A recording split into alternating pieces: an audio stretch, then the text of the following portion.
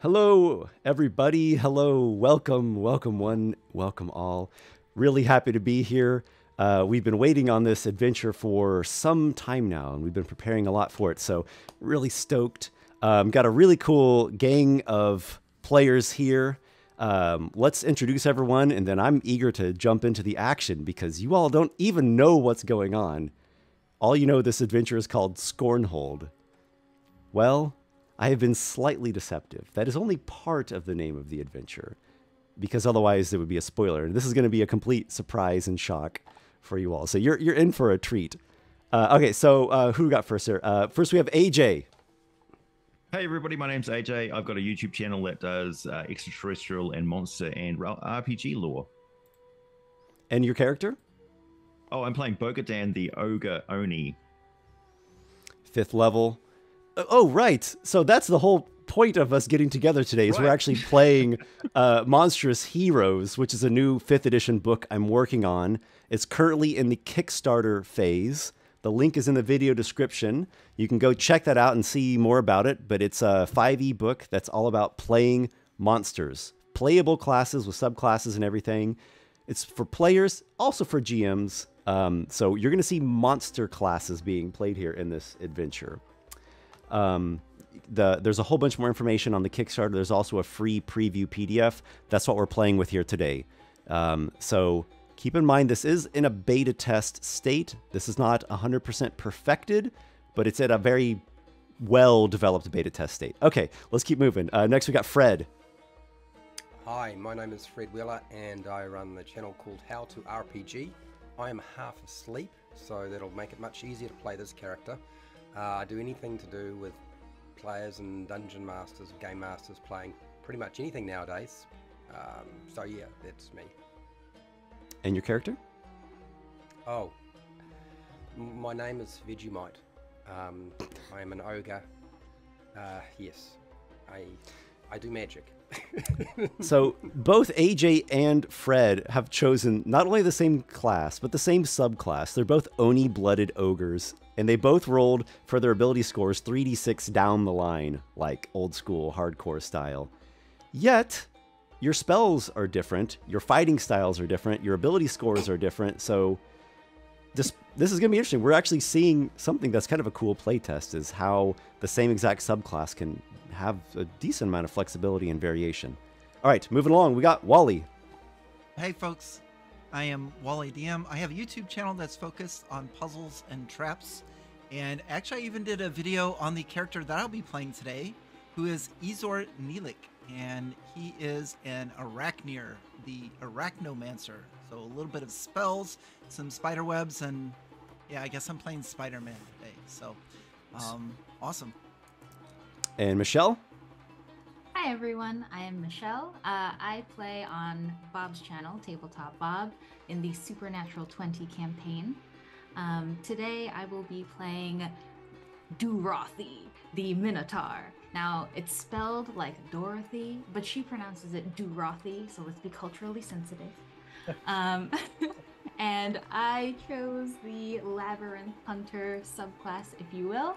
So I'm excited. We got some traps going on, some goring, a lot of aggression. That's who I'm playing. And last, but certainly not least, we have Bob. It's guaranteed in this game. Yes. Yes, it is. And my name is Bob. I run Tabletop Bob, so D&D and RPG live play channel. I'll be playing the role of vampire today. Emmett Grady is my character's name. He's 87 years old, but he has the appearance of that of a 10-year-old boy.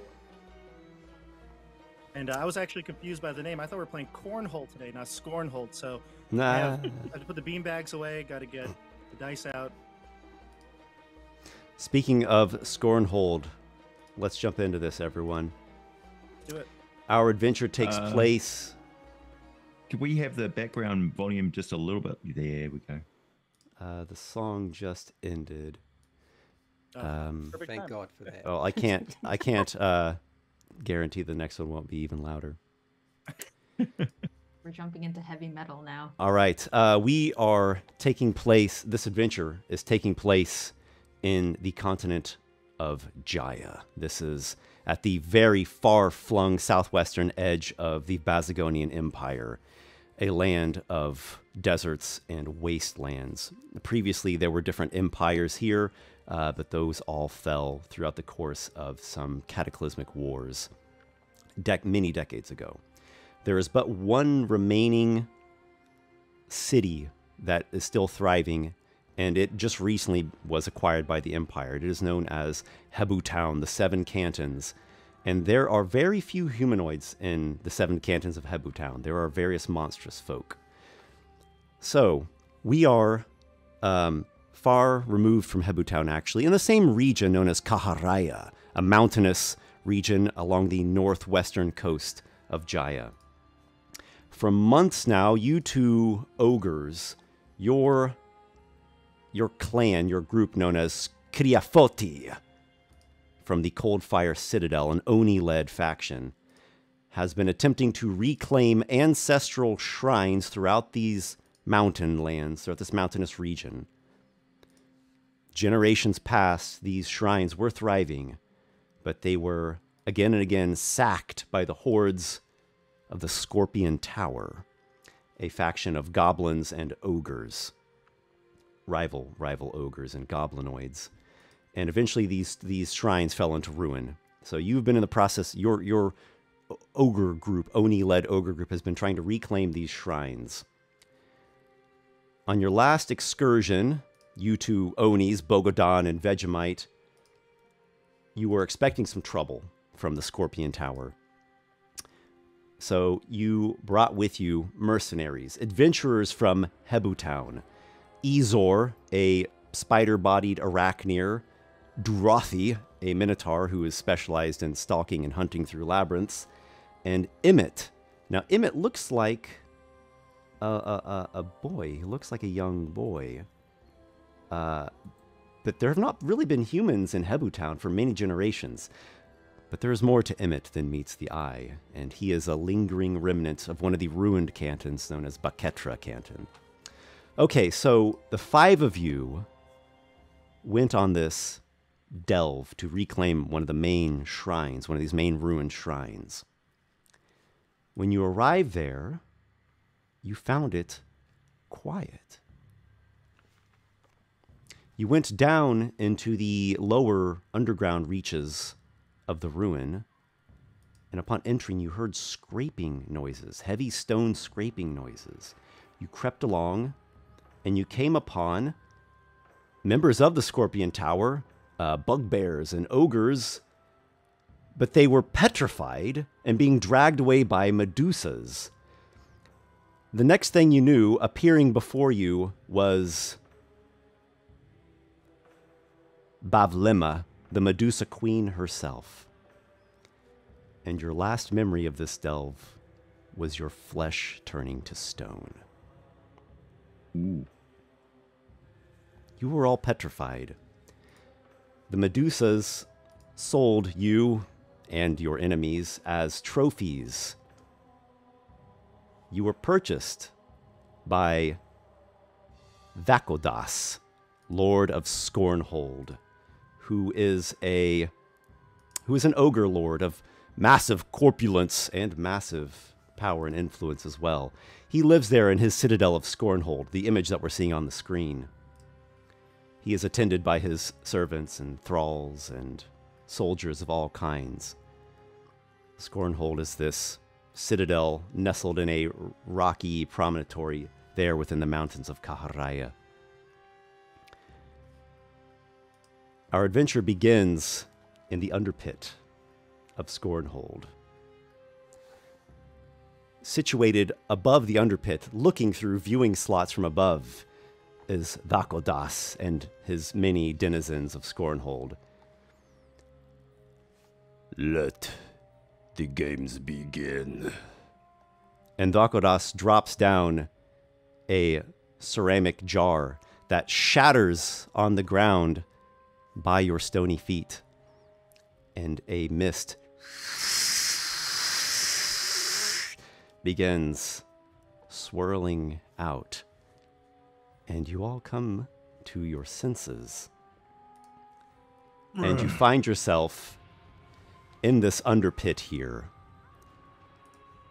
of many tiers. You're up on the highest tier, and you are staring here at some of the members of the Scorpion Tower, these enemies of yours. They too are turning back into flesh as these transformative vapors waft throughout this massive chamber. And you look at them, and they look back at you. And from above, you see the mighty, almost toad-like head of the corpulent ogre lord. Who will survive? And who will fall? My playthings, play and play well. And there are various gaggles and hordes of other creatures up there, all cheering, and they think this is great fun. So we have here before us Bogodon, the Oni, Vegemite, the Oni, Dorothi, the Minotaur, Ezor, the Arachnir, Emmett, the unassuming boy, and Torn, this orc who has taken quite a liking to Emmett, I must say. And you are looking here at an ogre that is quite zombified.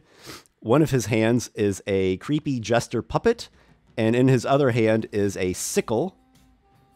There are two bugbears, and this goblin here that looks quite decked out more than just a regular goblin. It has some like component pouches on a leathern belt. They don't want to die, and they want to get out of here, and so do you all. Welcome, my friends, to Escape from Scornhold. Roll for initiative. What a start.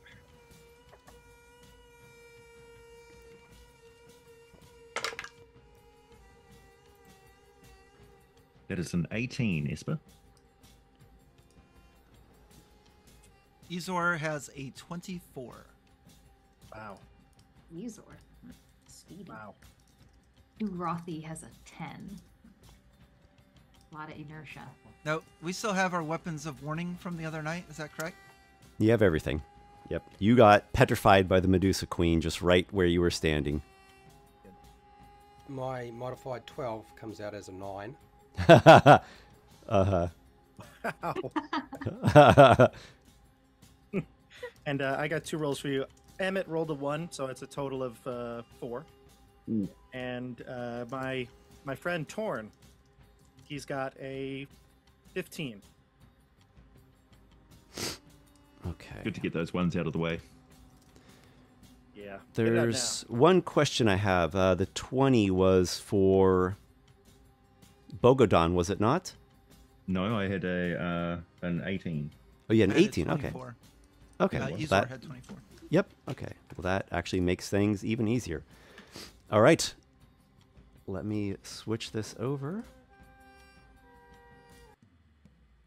Ezor, you may act first, and in case you're wondering what you're looking at here, Oh, My. these are different tiered platforms. Each one is 10 foot. It's a 10-foot difference. Within this massive central chamber, it is bright illumination. The ceiling is, it's pretty high. It's an 80-foot ceiling. Now, you at this top tier, you're at 40 feet. So it's like 40 feet above you. And there are viewing slots where you see Vakodas, the Ogre Lord, and his various thralls watching. What else can I tell you? There are some pillars supporting the ceiling.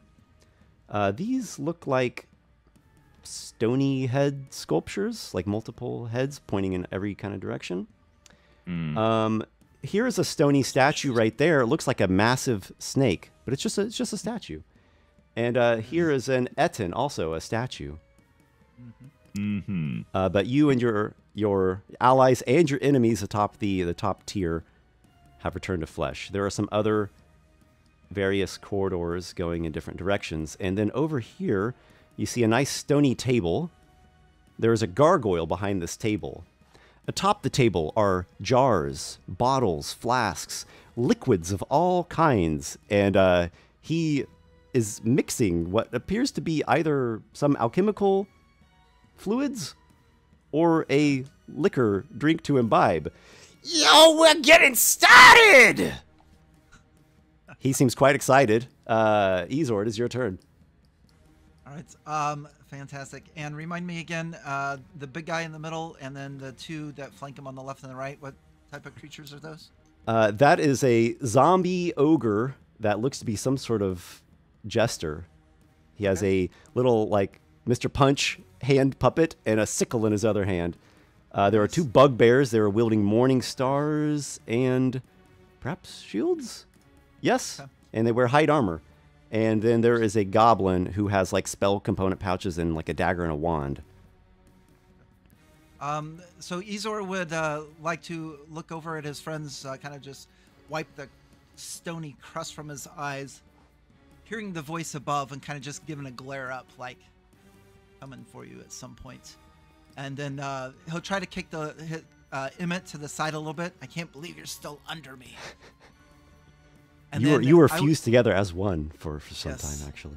That is, yeah, that was most uncomfortable for Ezor for all of this time. I would like to move within 30 feet of the bugbear on the right. I believe you already are. Yep, you're exactly within 30. And I would like to use the ability called Shoot Web to try to entangle him. All right. You position your Arachnir spinneret from your abdomen and make your attack. That will be a 9. 9 to hit is not enough. The bugbear evades your sticky webbing. Even with that miss, using multi-attack, Ezor would then kind of just shrug it off like, rusty on that. That's fine. Yeah, your spinneret still was a little bit rocky. You had to, like, break some crust off the end of it. Yeah. So the second attack, a multi-attack, would like to use the spectral spiderling. So there will be a small, tiny spider that appears by the bugbear's feet, in which I can make a bite attack through. Cool. All right. This is ability of the Arachnomancer Arachnir. Yes. Your conjuration appears there. It looks like a spider. It's just a magical effect, but it looks like a spider. And you make your bite through it. So this is your second attack of your multi-attack. Yes. That will be a 19 to hit. You have bitten the bugbear. Yes. Very good. And that will be a D6 normal and a D6 of poison. So the normal is a 10 and the poison is 2. All right. He is bitten for 12. Yeah! He Right. does not like that. And with that, you said that is 10 feet down? It is. Okay. Since I have not moved yet, I would like to do that now. I do want to move 10 feet down it'd be to Ezor's left or to my right looking at it. Just to give us some separation. I'm confused. 10 feet to go down on the side. It would be to the right. Yes, that way. Okay, to the east. All right, do you climb down there? Yeah, I'm going to spider climb down there. Okay, you spider climb down. Emmett, are you clutching tenaciously to him? Despite his wishes, yes, I will. Okay, so Emmett is hitching a ride, assuming you are okay with this. Outward-wise, I'm not okay with it. I'm cursing the whole time. But inwards, I'm fine with it. That's cool. Okay, so Ezor spider climbs down there with great ease. We now proceed to this goblin mage. Ah! Oh, shit! And he cloaks himself in a, what's it called? A mage's armor. I've probably said that wrong. But, yeah, he thinks some defense is a good idea. And he's going to head down this way. He starts going down these stairs.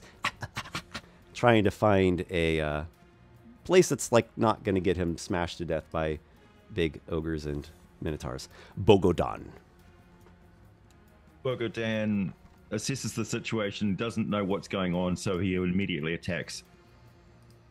Get over here! With a flame strike from his hands, he casts Burning Hands immediately over the group. Okay. Do you approach them? Yeah. Okay. Not too close, just close enough. It's a 15-foot cone, right? Mm-hmm. Okay, you blaze all 3 of these enemies. Go ahead and roll your damage. 3d6 fire. Yep. That is 7 points. All right, they all fail their saving throws. They each take 7 fire damage. Bugbear, and Ogre, Zombie, Jester. 7. Okay. That singes the bugbears noticeably so. They're recoiling from that and shouting and shrieking. The Ogre Zombie just... It is a giant walking mound of flesh. So that... It's just the slightest of singes. Bogo Dan like that smell of burning bugbear. Torn, the orc, looks towards Emmett. So I made my first mistake of the day was with the initial. Emmett, He goes after. bad thing here. Want to hurt you. I'm happy to have him go, but he's supposed to go, I guess, directly before or after my initiative. So. it's up to you. Okay. So So he'll be going at like a 4 as well. yeah, I'll move him then. Okay. All right, so let's go to then Bogodan Durothi. All right. So Durothi murmurs, "What version of hell is this? This seems almost man-made." And then, she's not a fan of humans, and she lowers her head and she charges immediately at the zombie ogre in the middle, with the intention we're trying to knock him down the stairs. Nice. Okay, sweet. So we'll do a gore attack. Does a 16 hit? Easily hits the uncoordinated, shambling ogre. Nice. Okay, sweet. So 13. So we do 17 damage to the ogre. Nice. And then he has to do a strength save to see if he gets knocked prone and pushed back 10 feet. Your Minotaur horns skewer the zombie, and it, takes a nice piercing, like you see the horn like popping out of his side. You really did a pretty nice smash, skewer there.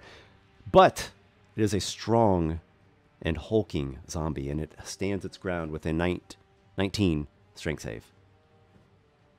Okay. Well, We have just seen Minotaur charge, everyone, and when you go at least 10 feet, you do extra damage and potentially knock them back. I don't even see it. It's just woof. That was good. The 2 bugbears have been singed, and they are not happy about that. And they circle around Bogodan to a flank. I'll give them +2 to hit. They swing their spiked morning stars, trying to pound you into submission. We've got an 18 to hit and a mere 9. Okay, I'll use my toughness against the 18. Okay. That is 10 piercing damage from the Morning Star. You use a reaction for toughness. That gives you resistance. You take only 5. That is one of the ogre's key abilities, everyone. You get a reaction where you can gain resistance against an instance of weapon damage. Vegemite. Holy rotten tomato. I'm just going to run straight into the bugbear that's behind Bogodan. Okay. And try to get into flanking. Yep. And do the one thing that, as you know, I'm really bad at. And that's hitting things. Okay. Just So- don't hit me. So flanking is advantage in this case, or is it a +2? I can't remember. +2 what to you hit. said it was. +2 to hit. Yeah, that's my house rule. +2 to hit for flanking. All right. So I'm going to pull out of... I don't know we're going to pull it out. I'm going to pull it out anyway. Great club.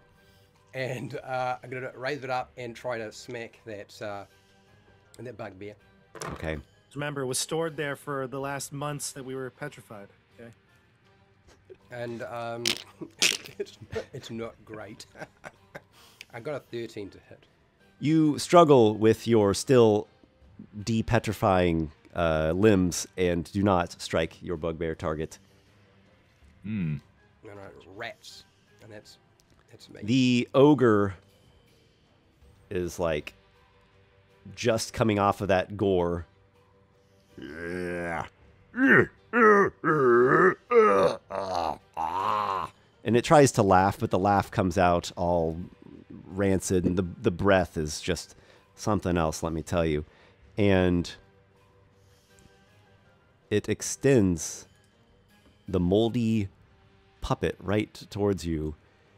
Play. That's a 17 to hit against Dorothi. Oh, sorry, say that again? 17 to hit, Dorothi. 17, it hits. That's tied. The puppet gives you a nice little slap. But the damage is felt not through the force of the blow physically, but in your mind. And you are mentally scoured for 13 psychic damage. Ooh, all right then. Creepy puppet man. I see you. Additionally, you must make a wisdom saving throw. An awful sensation begins to creep over you. 14. You, through force of willpower, overcome whatever effect that was. And we move along to Torn and Emmett. Emmett and his thrall, we might say. That's right. Emmett will go first then. Okay. He'll climb up a little bit onto Ezor's leg and look at him and say, "How did we get petrified by that Medusa? Look at us. Battle formations. It's like we've never left."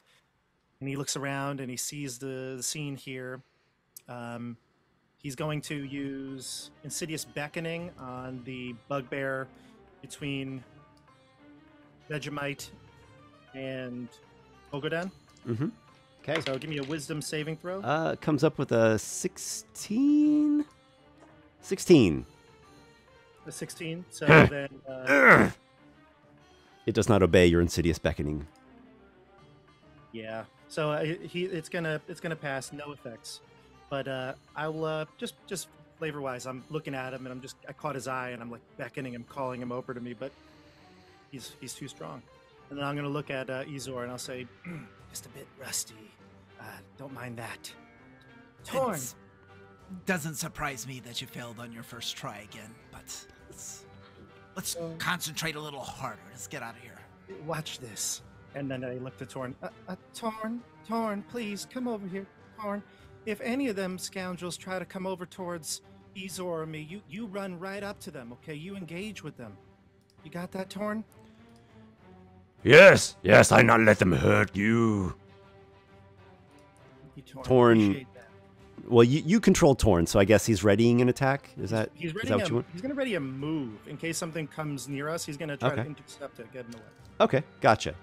And we'll go to the second round. The mists continue to swirl and expand. They have now reached the second tier of the platform. And there is a sound like a... just this slight crackling noise from within these multi-headed sculptures. Only that, it's Ezor's turn. Assuming that I'm, am I privy to the information that these other statues are turning to life as well? Oh, yes. So what, well, actually, Ezor is not very perceptive, so we're just going to continue So I have on seen. the initial plan. All right. I would like to move 30 feet south. Trying to actually I'm going to yeah, that looks good. I'm going to take a look at that zombie and I want to cast Hex as a bonus action. Very nice. Yes.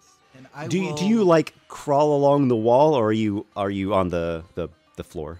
Oh yes, absolutely. Yeah. So when we come over the edge, we're going to go along the wall, and I want to make sure that as I'm crawling along the wall, that Emmett's head is like bounced off of the side of it a few times as we're going. Okay, Emmett gets knocked around a bit. Yep. And just like we did when we did the warm-up sessions, guys, I will try to help you remember class features and stuff, because I know this is a lot of new things for you. I've got a lot to juggle, so I might overlook things, but we'll do our best. Fine. So after you've jostled Emmett about there, what do you do? Yeah. I want to do two things. The first thing is I want to yell at that goblin. Hey, goblin, don't run. Fights with us. We'll make sure you get out of here safely. And then I would like to use my... Hell no! Then you'll die like the rest. And The gargoyle over at the alchemical bar over there says, I wouldn't trust a goblin with my life. I wouldn't trust him for anything. he again, tosses back whatever is in his cup. I have to go visit that guard. Woo! My kind of party. I would like to bonus action hex on the zombie then. And then, since I cannot summon Spectral Spiderling, that's a bonus action. I will instead use my longbow to fire 2 shots at him. So the spiderling's still there. It just stays out.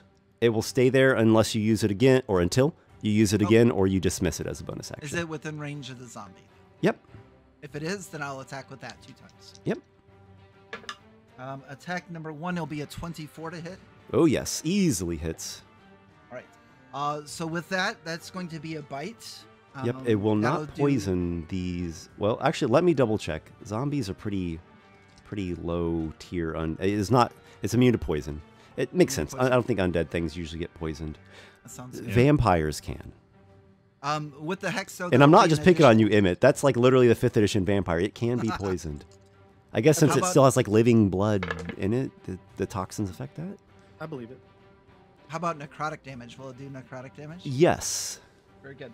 That'll be from the hex. So we'll do, with the bite, that'll be 9 points of piercing. And I rolled a 6 on the necrotic. And that's attack 1. 15, right? Yep. Got it. Attack 2, again with the spider, will also be a 24. All right. And ignoring the poison, Oh. that'll be 10 piercing and 2 necrotic. 12. Yep. And that'll end my turn. Okay, so your spider flicks out with its fangs, and you've bitten the thing twice, and it's been gored, and it's been blazed by a burning hands. Now you're starting to see bits of its flesh getting wounded, and it's not just shambling along unstoppable so much any longer. Izor look over. Nothing personal, big guy. Pass turn. The goblin who you had a bit of interaction with,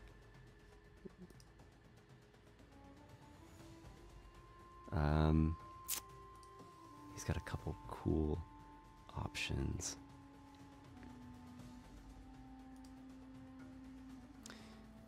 I think he will...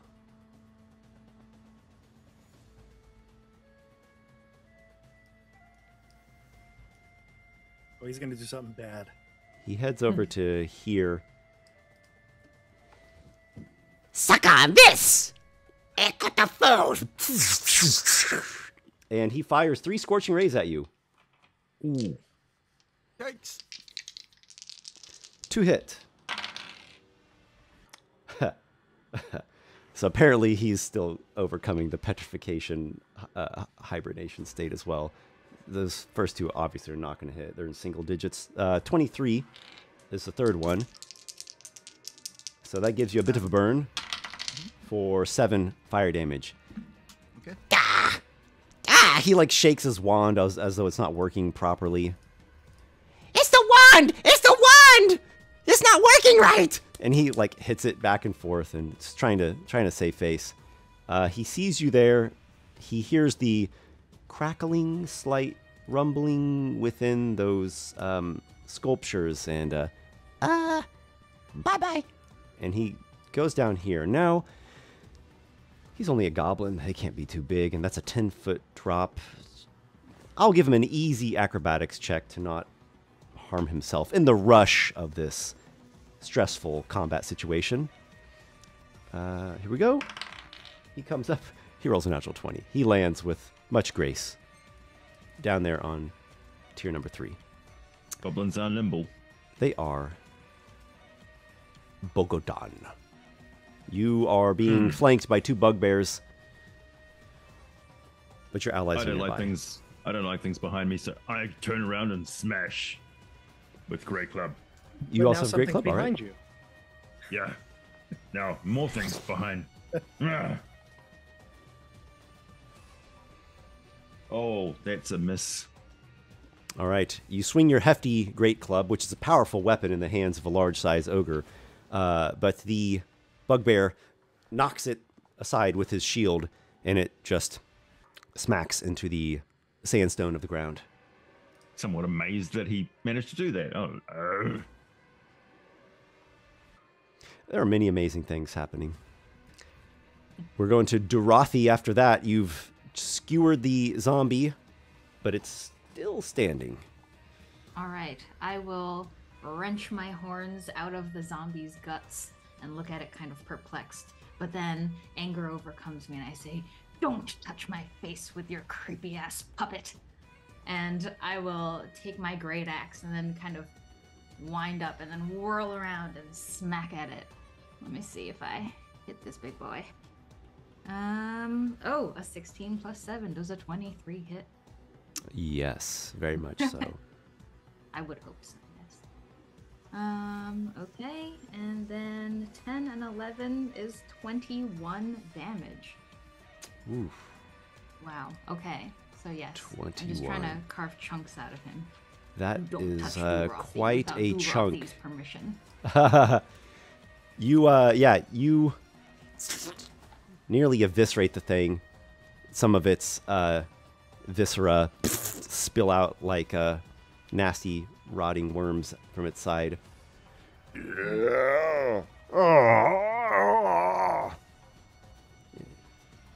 A tremendous blow.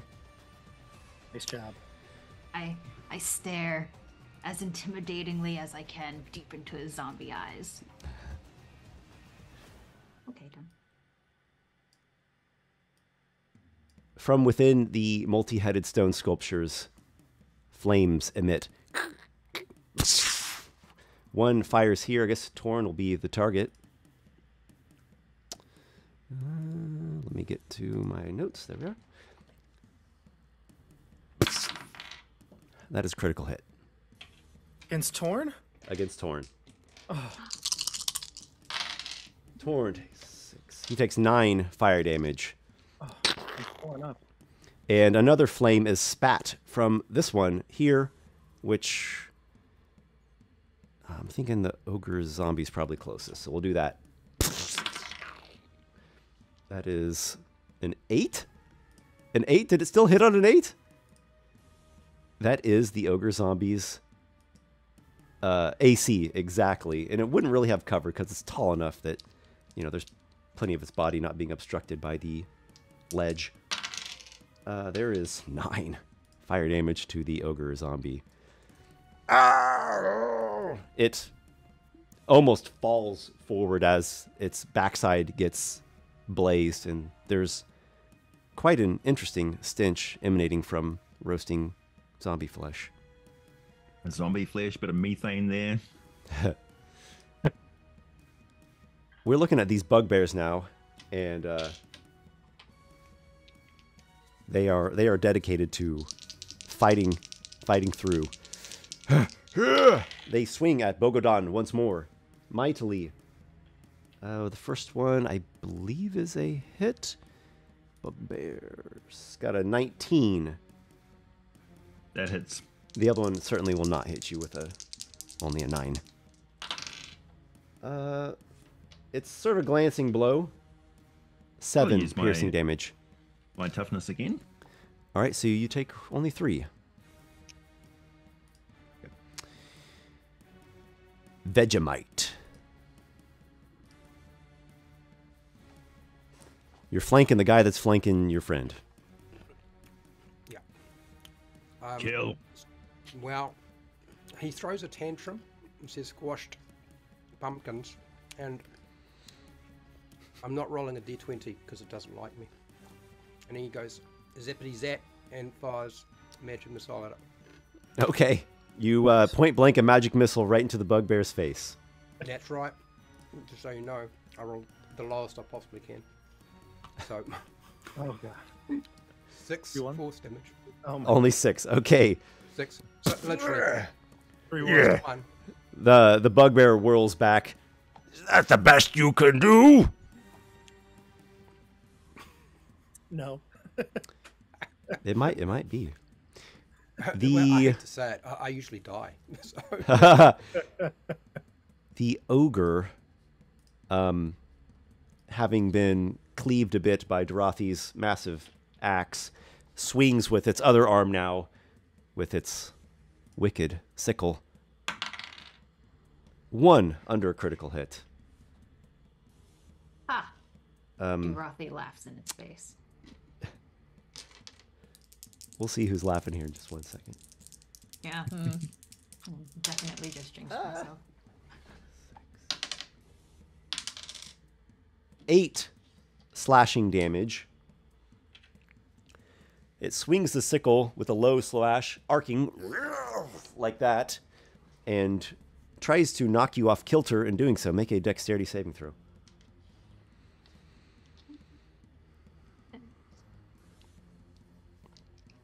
That's a 15. You remain on your feet, on your hooves, actually, as it were. Well done. Nice. Dorothy is strong. She flexes a little bit. Just Emmett. Okay. I see that there's a lot going on here. That goblin, I really like him. Well, if it's possible to at some point get this goblin, I'm gonna yell over to Torn. Hey Torn, come over here and flank with me. And I'm gonna hop off Izor's legs and get onto. I want to see if I can get. Actually, I'm probably actually gonna flank with Bogodon, but I'm gonna try to get to that corner opposite it. I'm a small creature. So maybe, can I fit between the stairs and the zombie? You like that? Yeah, that's exactly where I want to be. All right. And then, where did you want Torn to go? I wanted to come next to me, like because I want to get into the fray. Yeah. Okay. So you and Torn close the gap. Yes, exactly. And so I'll start with my claw. I don't think I can actually grapple him because he's too big. but Indeed. It's going to be a hit, I think. You're looking at a 22 in total. You hit him almost lazily. But only 5 points of damage. Okay. My claw. So since I can't grapple him, I just have to do another claw attack. Before you do, Oh, he has taken a serious amount of damage, and you rake him, and that might actually just send him over the edge. He must make a Constitution saving throw for his undead fortitude. He succeeds. Okay, so he reels and leers and manages to barely remain standing. So you can continue with your assault. I'll have to claw him again with a total of 16 this time. Yep. It's going to be 6 points of damage. Okay.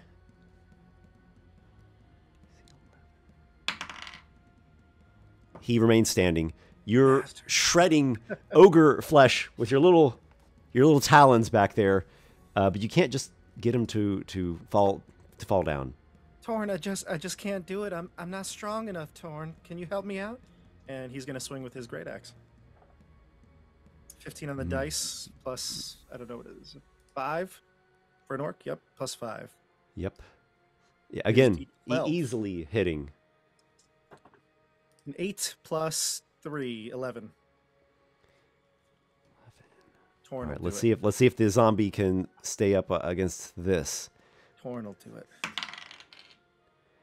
The axe whacks off one of the ogre's zombie's legs, and it falls down, and then Torn follows up with a swift strike to the back of its skull, thus Nice.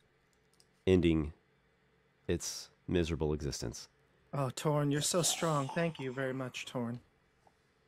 And that'll be my turn. I glad you're not hurt. Emmett, my best friend. Oh, and you are also a friend. Thank you. I do not know what my life be without you.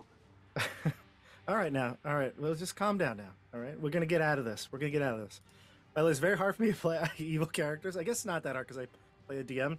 But I even have my lawful good cup, which I'm basically disgracing today. But I like Torn. If he dies, he dies. From above, Vakaldas, the ogre lord, bellows. Their first death has come to the underpit this day. And they cheer and roar up there. And the vapors continue to spread throughout the underpit here. And the stone statue of a giant serpent Oh, no.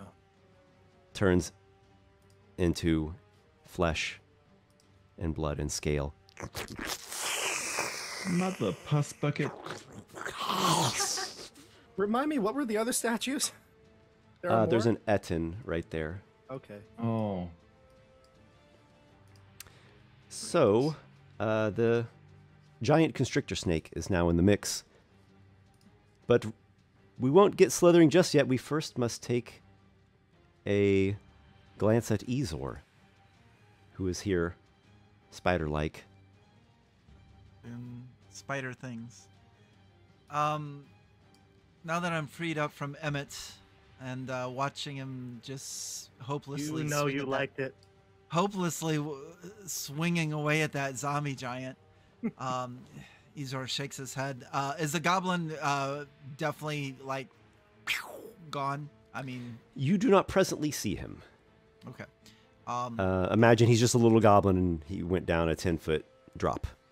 Right. I'm going to crawl up back, a little spider climb back up on top of this platform.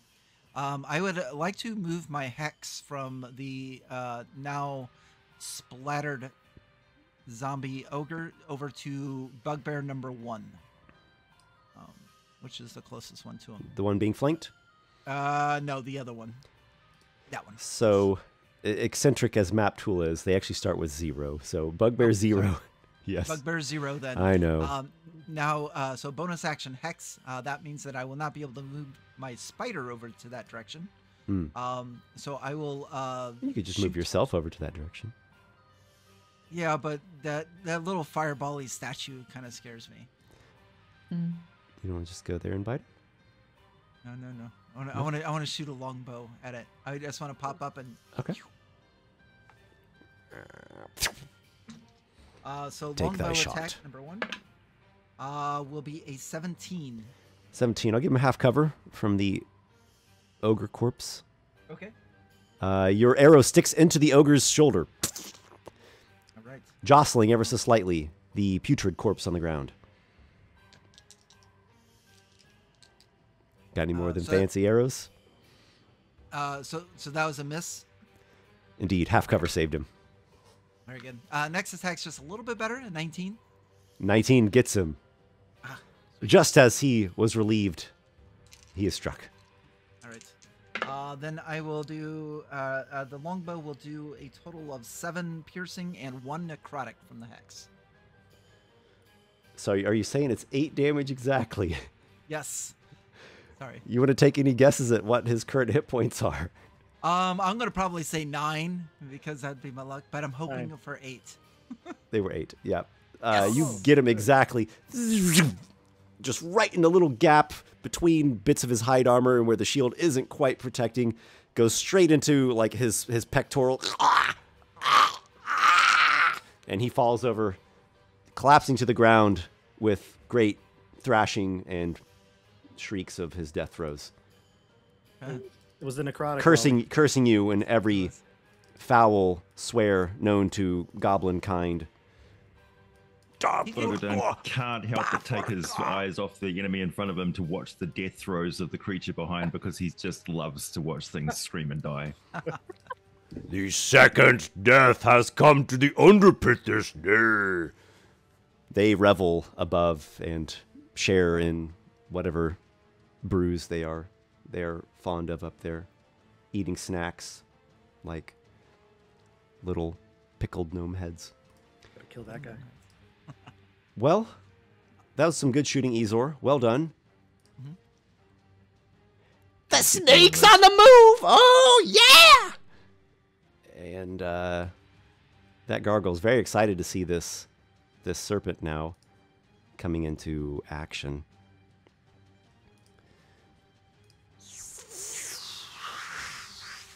It comes up here. I'll say that was like a difficult terrain thing.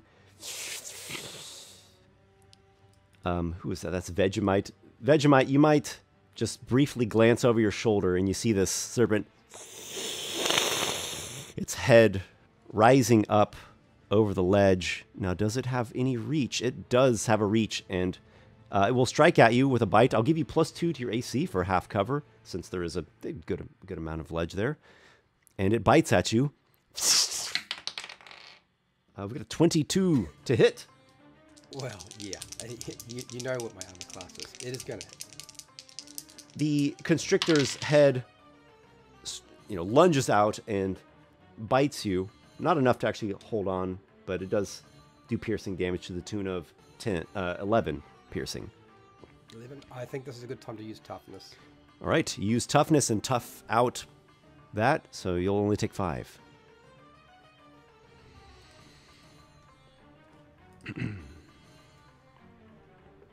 The goblin mage will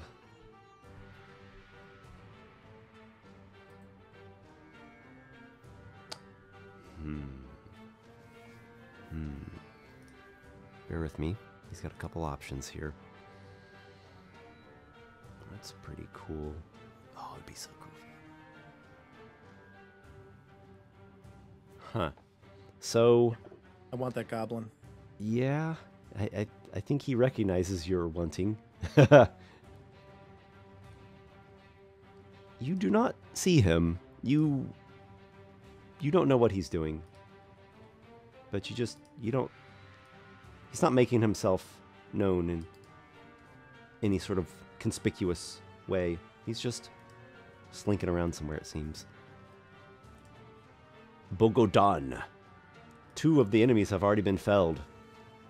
1 bugbear remains, but a new and larger one approaches from the northwest. Yeah, I see that thing strike out over the edge there. I'm going to step out behind Durathi and basically between the two. And I'm going to throw a rock at that thing's head like a howitzer. Are you Disengaging. The disengage would be your action. Oh. Yes. Well, are you unfazed by a potential opportunity gonna, attack from the bugbear? Yeah, I'm gonna risk it because it's threatened by Durathi anyway. Okay. Well, he's no longer flanking you as his ally is like dying on the ground, so no flanking bonus if that's any consolation. He swings his morning star. Damn you! He's got 22. Oh, I'll use my resistance on that. Okay. Well, I'll let you decide if you want to, because he rolled trash. He only got 5 damage. Yeah, I'll still do it. You still do it? Okay, so you take a mere 2. Okay. And you reposition yourself to where you can chuck a rock without any interference from the bugbear. Did you pick up the giant satchel? Is that the magic item you picked? Okay. So you reach into your bag that just always has rocks in it. It's like it's magic. Sweet. So that is, let's see, I've got a rock.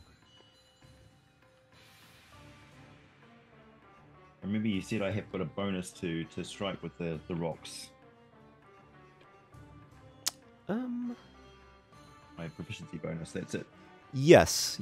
Yeah, you'll have your proficiency bonus added in due to your crashing storm fighting style. Right.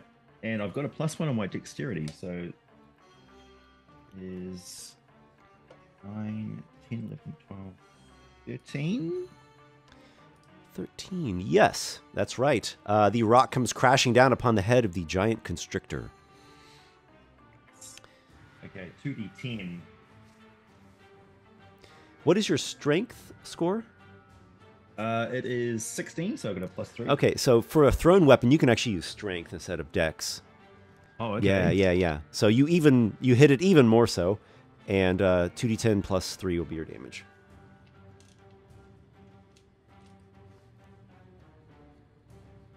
Five, 6, 7, 8, 9, 10. The rock crashes down upon the head of the snake for 10 damage. It did not like that. You still have 15 feet of speed, or actually you're large, so your speed's even more. You have 25 feet of speed still if you care to keep moving. I'm good. You're good? Okay. Now, your fighting style's Crashing Storm. Vegemite, remind me, is yours That's Cave right. Bear? I'm gonna use my grounding strike. Thanks for reminding me. Oh, yes, your grounding strike. Okay, nice. So when you hit with a thrown weapon, or melee, in this case thrown, of course, you can do the grounding strike, and it makes a strength save, if I'm not mistaken. Mm-hmm. Strength saving throw. And if it fails, it greater gets fighting knocked on its- style. There we go. It's knocked on its keister. If it fails the strength save, it's knocked prone, and until the end of your next turn, the speed is 0. That uses that one use of my grounding strike. I've got Yeah. two now. Awesome. How many times can you do that? 2 more times. It's the same as my That's proficiency. Proficiency bonus per short rest. That's nasty. Yeah, it's a good Yeah. one. Because if you link the dots, if you have no speed, you can't stand up from prone. Right. Yeah. Yeah. That's grounding strike. It's also great against flying enemies. This reminds me very much of playing a warlord from 4th edition. I liked the warlord. I dug that one. Me too. Well, it comes up with a 13 strength saving throw. He probably failed. I think your DC is 14. 8 plus proficiency of 3 plus strength of 3. I got a 9 on the die. He's got a +4 strength mod. You knock the snake down. Now, I know snakes usually are on the ground, but it can be prone. We can just use our imagination that it's just not able to orient There's got to itself be an ass properly. there somewhere, and it's landed on it. Yeah. It's got a lot of ass, so it lands on a lot. Basically composed mostly of ass. Yeah. Yeah. Well done, Starts with Bogodon. that. So now, having seen that, we're going to have to see Vegemite grapple this thing and do the cave bear pinning. Come on, Vegemite. Vegemite, you know that's what has to be. But it's not quite Vegemite's turn yet. We have to check in with Dorothy, who is staring at one bugbear that is maybe not looking so fearsome anymore that its allies are dead or dying. Yeah, I look down at it, ha ha ha, ha, ha. and I kind of wink at it. You know what's about to happen. I die honorable death to greet my ancestors. He pulls up his Morning Star and shield, and he's ready for his sending off to the nether realm. All right, so I will swing my great axe once again. Please actually hit. Oh, okay, it's a dirty 20. So yes, that hits. And then give me my d12s. Okay, so we have a 6 and a 9, so 17 damage to this little bugbear. 17. Okay, you bury your great axe into the torso of the bugbear, and he is sent off indeed to meet with his ancestors. And then as I see the life drain from him, I, because of my Minotaur Battle Vigor feature, feel myself, it's almost like a rush of adrenaline flows through me, and I feel reinvigorated. So I'm gonna roll 4d6 and then heal up some HP. Excellent. Letting you all know that's a really nice Minotaur feature. And a very necessary one, because the Minotaur Yes. before that was included just always died. Now they just sometimes die. Yeah, just once in a while. So I heal for 16 HP. Ooh, nice. Okay, your battle vigor certainly galvanizes you to stay in this fight. That's right. Okay, now we are looking at Vegemite, who, come on, man, we're all rooting for the pin the foe. Come on. Do it. He turns around, looks at the snake, and says, "Smell your barracus." Yeah. And he's just gonna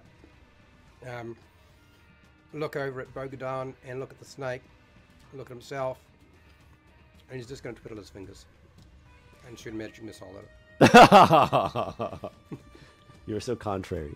He gives the people what they want, huh? A real good news crowd is- pleaser, this one. Yep, I rolled a 4, so that's 15 on a magic missile. 15 damage. Nice. I don't know. Are these my dice? Let's check.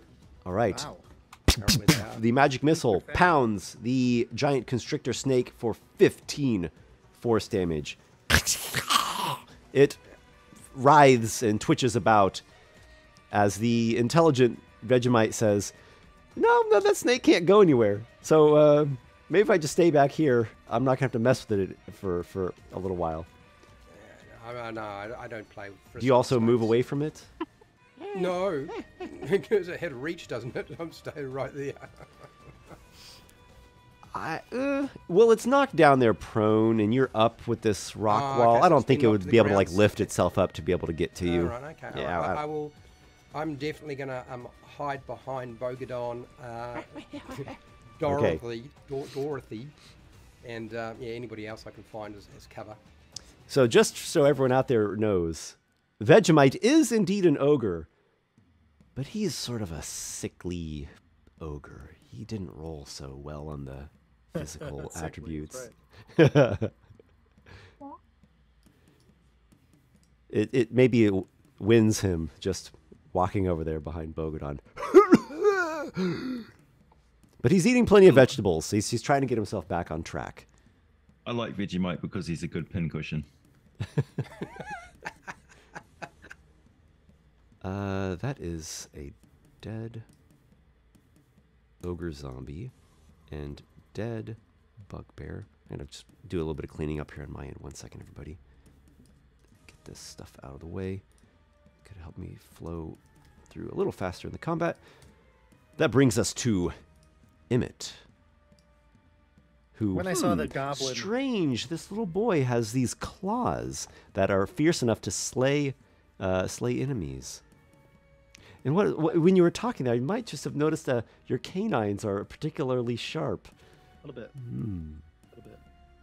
I look at all the blood probably being spilled by the bugbears, and I'll like kind of salivate a bit, lick my canines. But then I remember there's a goblin somewhere. Where is he? There is a goblin Do I remember somewhere. how far away he was? Well, you remember just him call them dropping down bloodbears? around here. He dropped down around here, and then he just didn't pop. He didn't rear his little goblin head on his last turn. You can't get away from me. I'm gonna go try to track him down. Can I get to the edge of that? I'll take the stairs like a civilized person. Okay. I'll give you a choice. Stairs are difficult terrain. Oh, they are. Okay. Yes. Or you can make a DC 10 acrobatics check. Upon success, you'll just, nimbly leap down here and just keep on moving with nothing slowing you down. If you fail, it won't hurt too bad. Just 10 feet. The body of a 10-year-old. I'm not gonna get injured. 19 on the dice. All right. Emmett leaps down, and without any hindrance, you move to there. You've moved 22 feet, just to let you know. You look down, and so you have this kind of a clear view now. You don't see him. Oh, He's not there. he's tricksy, isn't it? I told you I wouldn't trust a goblin. Not with my life. Not with my brother's life. Not even with my pet's rat's life. Slippery things about somewhere. Can you find him? I don't know. Yeah. There's nothing to hide behind. Cheers to your kills, though. Great job on that. Whoo! Is there any thing to hide behind? I know goblins like to hide. Maybe he went down the next Oh, you went down ledge. further, yeah. Okay. Well, And I'll it's have to looking wait like there are because I- some sections of like stony barriers over there. Gotcha. They go up. They don't definitely don't go up to the ceiling. They've got 10, 12, 15, something like that feet. Okay. Protective wall. I'm gonna have to wait on the goblin. There is the floating. What is it? The statues that came alive, though. I can see. They do not float. They are actual sculptures there on pedestals. Okay. But yeah, there's a little fiery glow down at the bottom of their gullets. You jump down again. I'm gonna follow that goblin. Okay, give another acrobatics check if you want to do that. 12 All right. plus 3. Yep, that's fine. You're good. So you got like 8 Keep more. going. There's 30 feet. Keep going. I'll You use want my dash? dash action. Yeah, Dash, to okay. move. Yeah. All right, so you've moved 15 feet of your dash. You look. You still don't see him. Oh, you son of a gun. All right. Well, then I'm just gonna have to wait there like an idiot. Look. All right, so you wait there. You are on the third tier. This is the tier with the pillars. There's big pillars going up and like supporting the vaulted ceiling. Gotcha. Torn is And- gonna follow me. Torn, I'm lost. I'm lost. Torn, help me. All right, so Torn is coming. Want me to take an acrobatics check for him? He's gonna die this way. Well, or you can just have him wait and keep going next turn, because No. it would only get him like one He needs to be more. right next to me. No, he needs to be right next to me. I'll make a check for him. Okay, good. Make an acrobatics check. 10 on the dice. What is it? Orc's dexterity. It's +0, +1. Okay, as long as I'm negative, that'd be real Yep. bad. Okay, so since he's rolled enough, he can actually like run down the stairs and then hop down here. Let me just kind of redo this. I'm all alone, Torn. Okay, so Torn comes to your side. What happened? I don't know. I got scared. Thank you. You? Scared? You bravest person I ever met. Thank you, Torn. I appreciate that. You're the most loyal I've ever met. I smell something. What is that smell? Is it goblin? Maybe goblin, maybe. Must be that strange mist. Oh no. Must be the strange mist. Uh-oh. Speaking of the strange mist, it continues to billow and spread. And the vapors have now reached the 4th tier.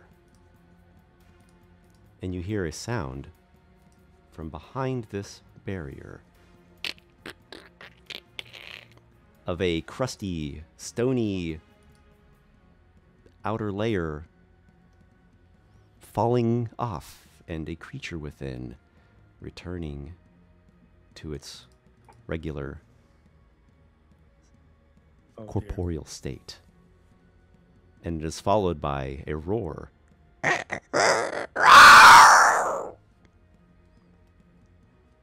There's something back there. Ezor, it is your turn. That's goblin. It changed into something. Oh, shouldn't have trusted it. It's even more valuable. Yeah. I would like to move Hex over to the snake. And can I get to the snake?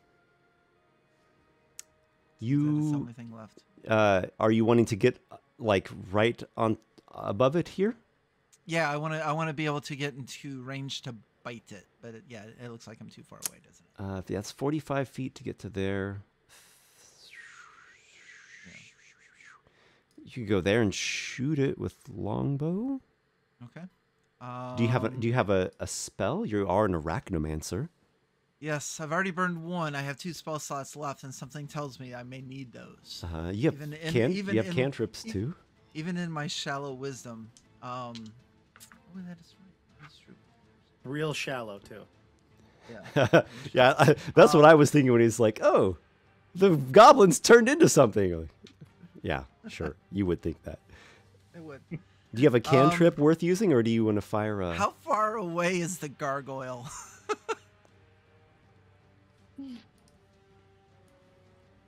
Because he's getting on my 130, nerves. 135 feet. So close. We may have to. You know what? He's He probably had I'm a gonna- comment actually with that screeching roar.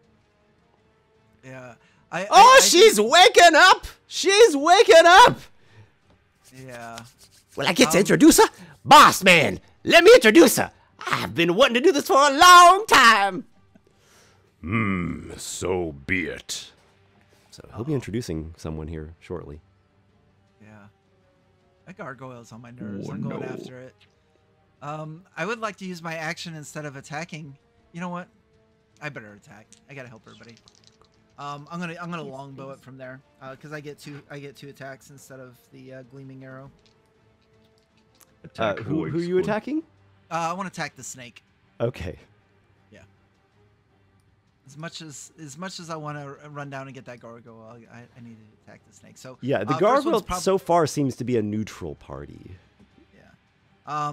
He First seems more attack's interested gonna in be concocting beverages. yeah, and those are interesting to me. First is a 9. Second attack is a 14. You do have disadvantage for it being prone. I have disadvantage. Oh, because Yep, a ranged attack against a prone target is disadvantage. Okay, at disadvantage that'd be a 13. You have struck it nonetheless.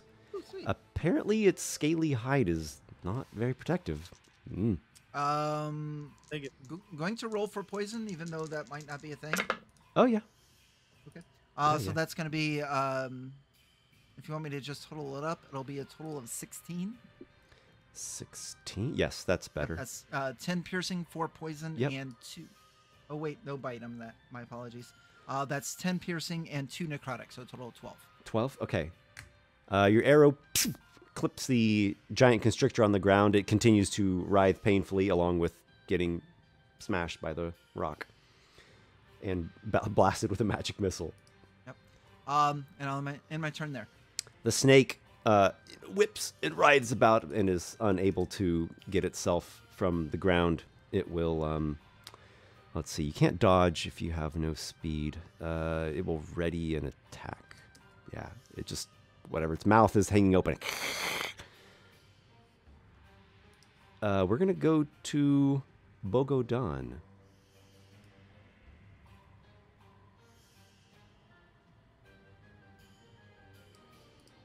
Oh, actually, while you're thinking there, I will give Emmett and Torn a free perception check.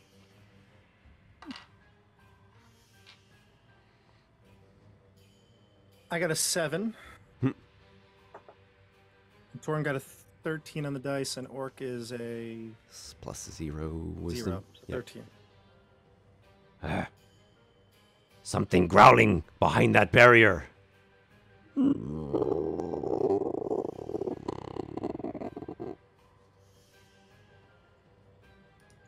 Bogodon? Right, I'm gonna go and stand by the dead ogre zombie, so I can get a better view of what's going on down below, and keep an eye on and ready another boulder for when that snake gets up. Okay. Nice. All right. So you you heft up the rock at the ready, and just let me know whenever you want to throw that. Yep. Durothy. Okay. So apparently there's something down there. You don't know what it is, but it sounds fearsome. And the snake is currently pinned. Okay. I think I would like to focus on the snake. How far am I from the snake right now? What's the distance? So like from here to there is 25 or 35 or 30 at the corner. And then it's down 10 feet from there. So you can probably just barely see a little hint of the side of its body or tip of its tail or some such. I see. If you were so inclined, I don't think it would notice you put down one of your traps. Just saying. Yeah, if it's pinned to the ground, then it like can't see. I don't think it over. has a good view of anything where it's at. Nice. And then there are no other enemies within kind of line of sight of the top of the ledge? Yeah, it There doesn't look are like the it. statue heads. Hmm. I don't know if enemy is exactly the right word, but they are a hostile device. Okay. Well, since I am large, I think I will go like maybe 25 feet almost to the edge, like 5 feet away from the edge. And then I will kind of put my body to the cardinal directions, northeast, while placing the trap to the southwest of my body. Just talking about like orientations. Are you wanting to put the trap over here? Yes, yeah. But And like, then you want to stand over here? oh no, I'm saying like I want to stand in the corner, but then I want to shield the line of sight.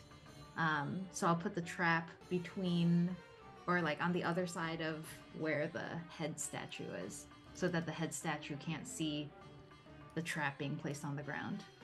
In theory, right? There's two though, I think, right? Oh, Two There are heads. two. there's one. Yeah, for so front. Okay, the head statues truly are just traps. So they're not creatures that are going to be doing creaturely things. okay. Well, So all right. I wouldn't worry about the trap, the statue head seeing your trap.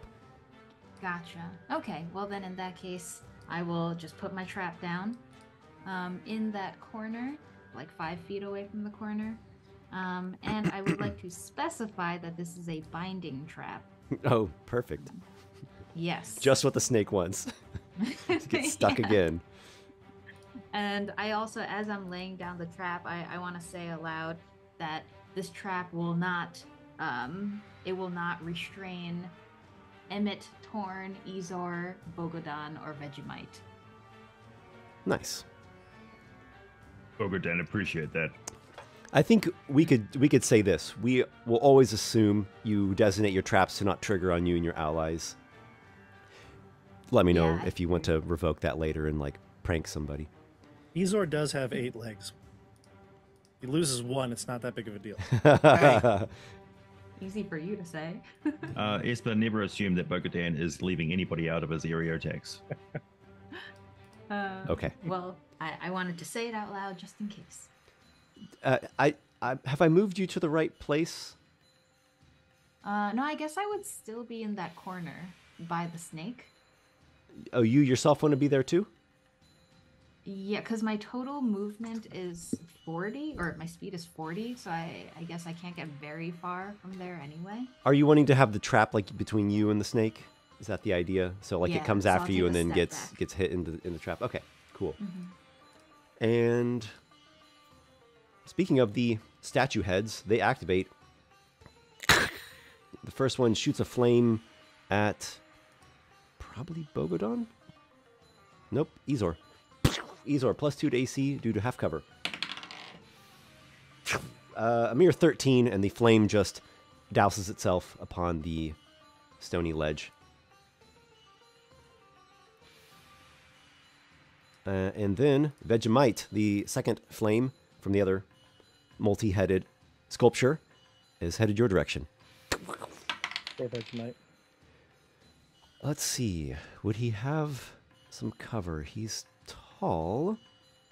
If anything else, it hits the carrot. I'll before it just hits I'll just say you're using the train to the best of your advantage. So yes, you have +2 to hit, or +2 to AC. It's a 15 to hit. My AC is 13. So, Oh, so close. Remember that? Remember so it, close. I'm so close to the ogre stat block. It's not funny. Well, actually, it is kind of funny. It is hilarious. All right, you are burned for 11 fire damage. Oh, well, I think I'm definitely using toughness on that one. Alas, toughness is against bludgeoning, piercing, and slashing damage. Oh, that's right. It is so weak. Okay. At a higher level of ogre, though, it does start working for all damage types except psychic. I believe it's at 9th level. Just gotta get you there. Yeah. Oh, Not today. Yeah, you Not surviving that long, that would be something else. Somehow you got to 5th level. Rats. I killed a lot of rats. yeah. He's actually like 70 years old. He spent all those years just fighting rats. All right. Okay. I'm looking at something, so just don't mind me behind the DM screen here. Okay. Emerging from behind the stony barrier here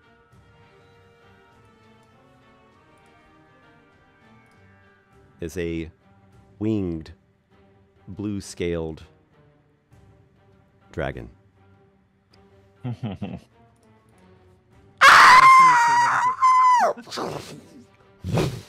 It's an actual dragon. It is. It is a medium-sized dragon, so don't soil yourselves too badly. Oh, Just a little bit. Help! This So, yeah. orc is attacking me. Introducing Slokrankora! And she opens her mouth, and lightning streaks forth. Make a dexterity saving throw, Torn and Emmett. All right, I had a feeling. Torn's gonna succeed, but I don't think he's gonna survive anyway. He gets a 16 plus 1, 17. Yep, that succeeds. And for me, 8 plus dexterity save is 7, so 15. That also succeeds. I didn't roll very good, actually. It's 14 damage. So half would be 7. Alas, though, Torn goes The down. dragon gets a bit of lightning bolt out and then has to cough out some pebbles, and it just doesn't get all the lightning out like it usually does. Yeah, Torn goes down. I'll take the 7. I'm okay, but Torn is at 0. You were best friend Torn ever had. I'm just upset that I won't be able to drink your blood anymore.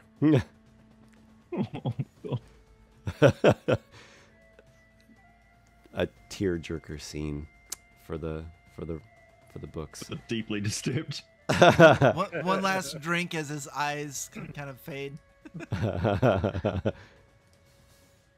Poor guy. The dragon will continue her flight. I might have. I mean, one day they'll Might have probably went have for too juice much. boxes with AI. Yeah.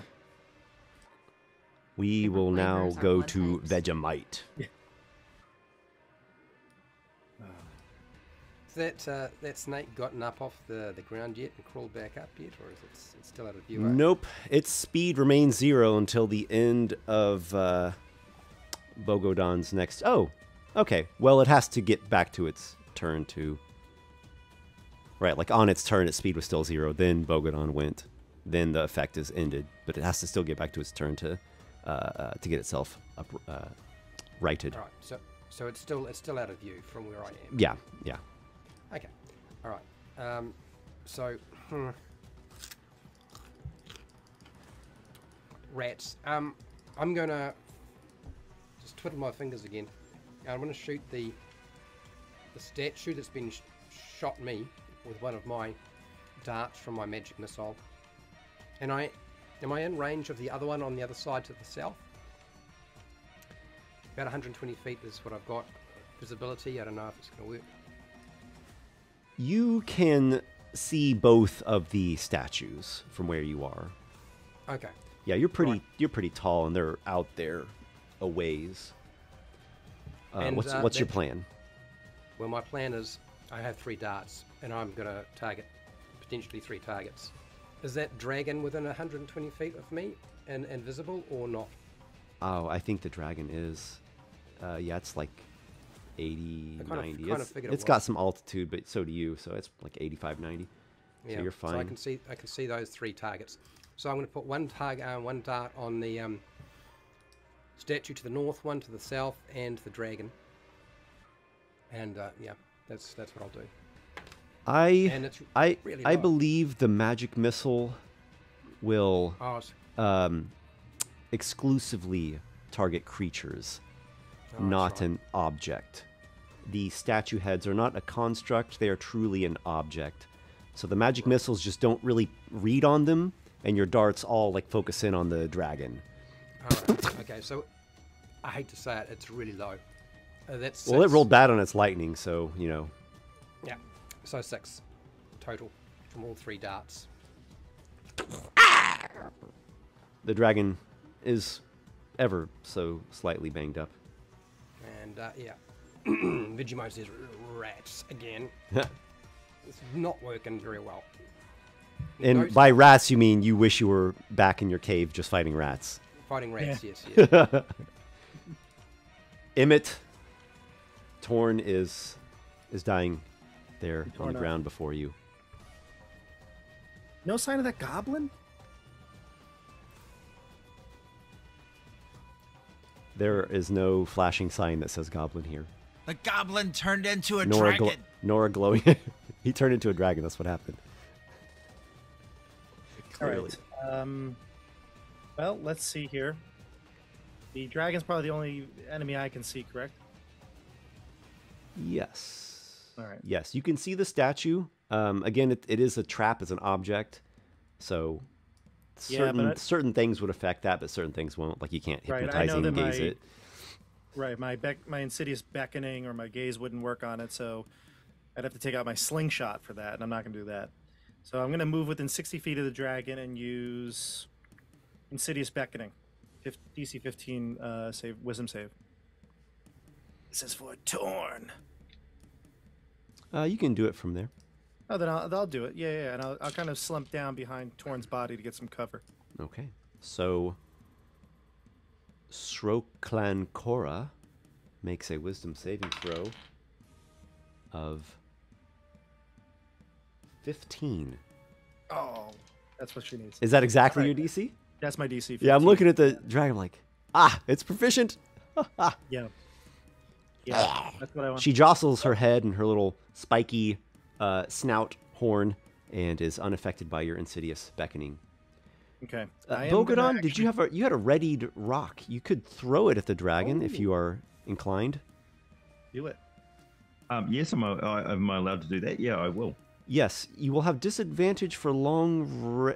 It is not long range. It's within 60. You're 1d20. You shot put your hefty rock. Oh, that's gonna hit. That is 21. You have smacked the dragon. That's good. 7, 8, 9 points of damage. Just a glancing thump. 9 damage, though that's pretty good. And Also, I can use grounding strike. anything on else that along with too. that 9 damage? I think you can use that even on a readied attack.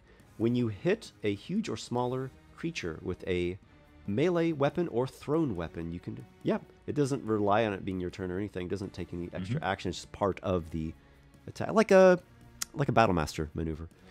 Yeah. All right. Well, this really could be devastating for the dragon.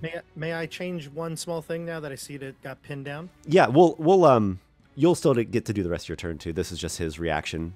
Yeah. Oh yeah. Definitely. Yeah. Is there I something that you yeah. are immediately doing here before I roll this Rocks nail biting saving throw? No, go for it. Oh, okay. Oh, it's an 11. And the dragon is smacked out of the air. It falls. It falls.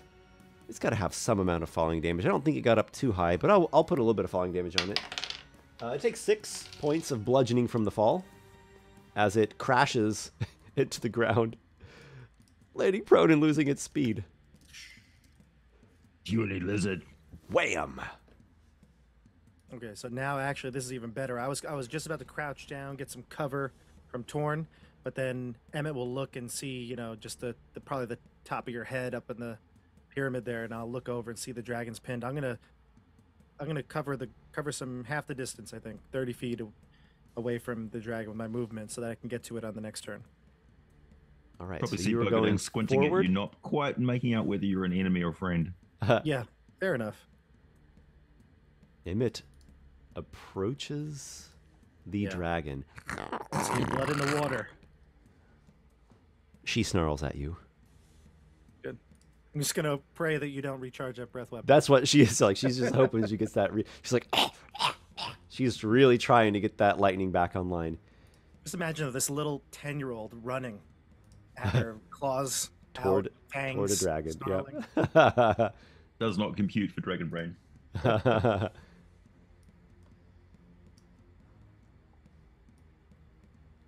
The mists billow and expand, and they have now reached the ground level. And the Etten begins to thaw from its stony encasing.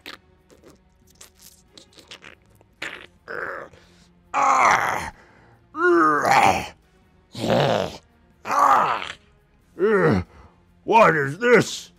They brought us food. Food? Those are foes. Same thing. I'm hungry. You're always hungry. Well, I can't help it. Let me get rid of this state. It's We too hazardous we have a to live put down in Etten. Vegemite. We have a live Etten about now, folks. Ooh. And the gargoyle lifts yet another drink. Whoa! Ladies and gentlemen, Sloomy Ark and Abby Tog. Got a down two for this. Woo!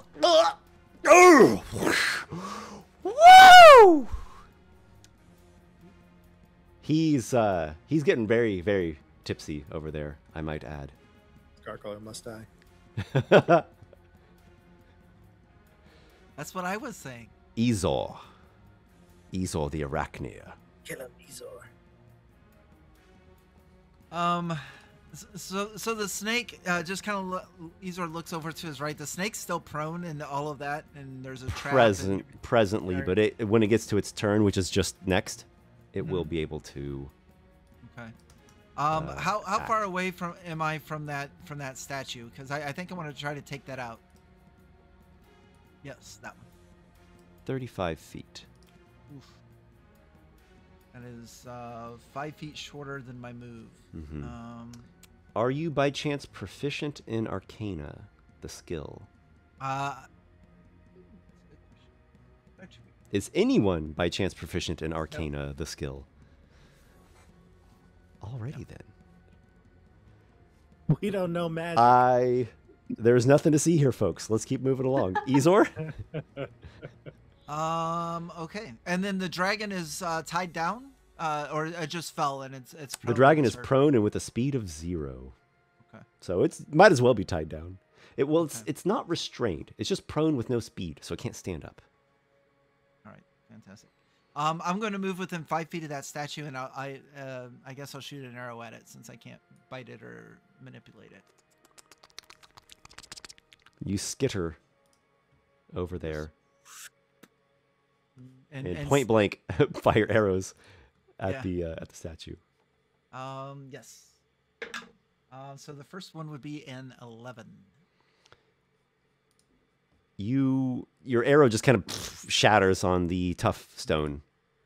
Right again. Natural 20 on the second roll. That's a critical hit. Nice. Is this the official first critical hit of the adventure? Hey. I I think so. Yeah. I think so. What a shot! What a shot! Against a statue that's not moving.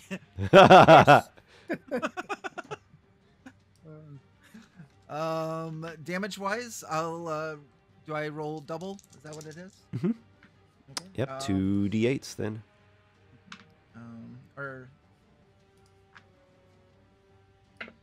The first one would be 8 points with my bonus of +4, and then the second d8's are a roll of a 4, so that's 12 together. What's the total? 12. 12? Okay. That puts some damage upon the sculpture.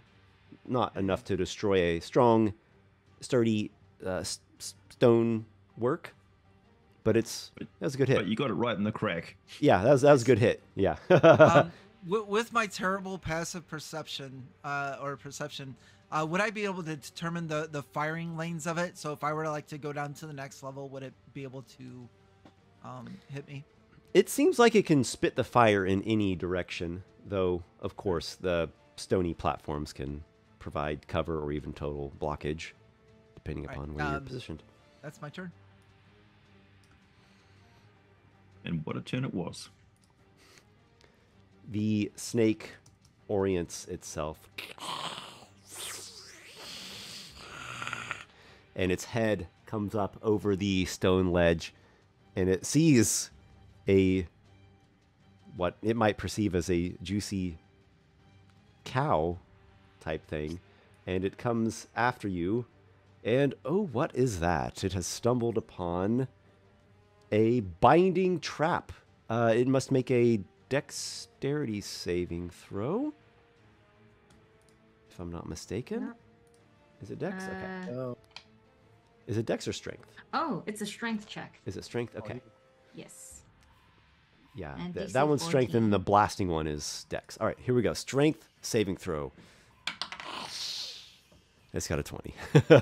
So bindings flare out from it. The snake powers through them, and it whips its coils at Durathi for a 23 to hit. Oh, that hits. Durathi, you thought you were going to be the downfall of the snake, but instead it evaded your trap and has caught you up in its coils. It Prey squeezes animal once painfully again. for 11 bludgeoning damage. I'm gonna get you, snake. You are currently wrapped up in the coils of a giant constrictor snake. You are restrained in there, and it is a concerning situation to be in. You hear a belly laugh behind you as Bogodan is amused by your suffering. It's not funny, Bogodan. Oh, it's funny. Tenderizing the beef. tenderizing. All right. Inappropriate. Is it? It depends on what you want to do with that beef. Yeah. Is it my turn? It is a enemy's turn. It's actually the goblin mage's turn, but you can't. No one can see what he's doing or where he's at. So I'm machinating. That's what I'm doing. He's gonna be such a good thrall. He's like when the spider disappears in the room. Yeah, he's here somewhere. He's here somewhere still.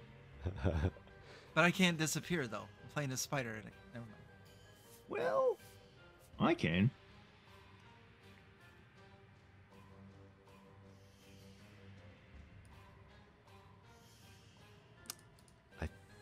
Oh, that's. He can't Show do that. yourself, coward. He's about to. All right, bear with me. You got like Be hilarious wizard if invisible wizard creatures couldn't spell see each ranges other. or sorcerer range. What is it? Wizard spell ranges.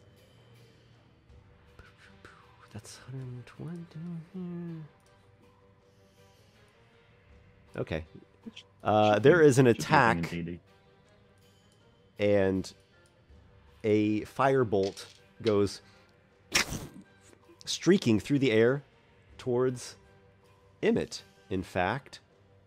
And after it has cast its spell, the goblin appears over here behind this pillar. Oh, the pillars. Yep. And he's going to be making an attack roll with advantage. Spell attack. Here we go. 21 to hit. Hits me. He burns you for 4 fire. And well, as a bonus action, do a hide. Yeah, goblin can do hide as bonus action. Who might Yep. see this little thing? Emmett, why don't you give me a perception check?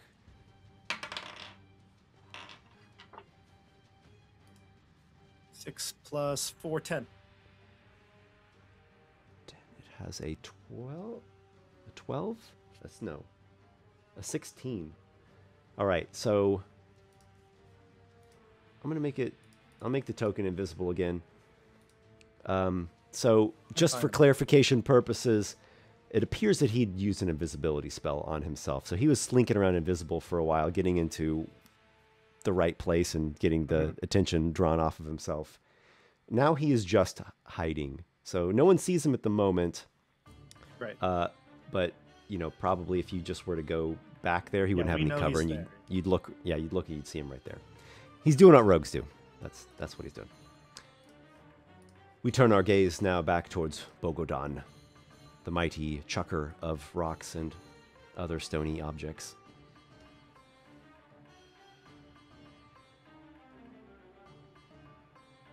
Sorry, I was interacting with chat there. Serpent. Rock. All right, you throw a giant's rock at the serpent. 18 to hit. You easily strike it.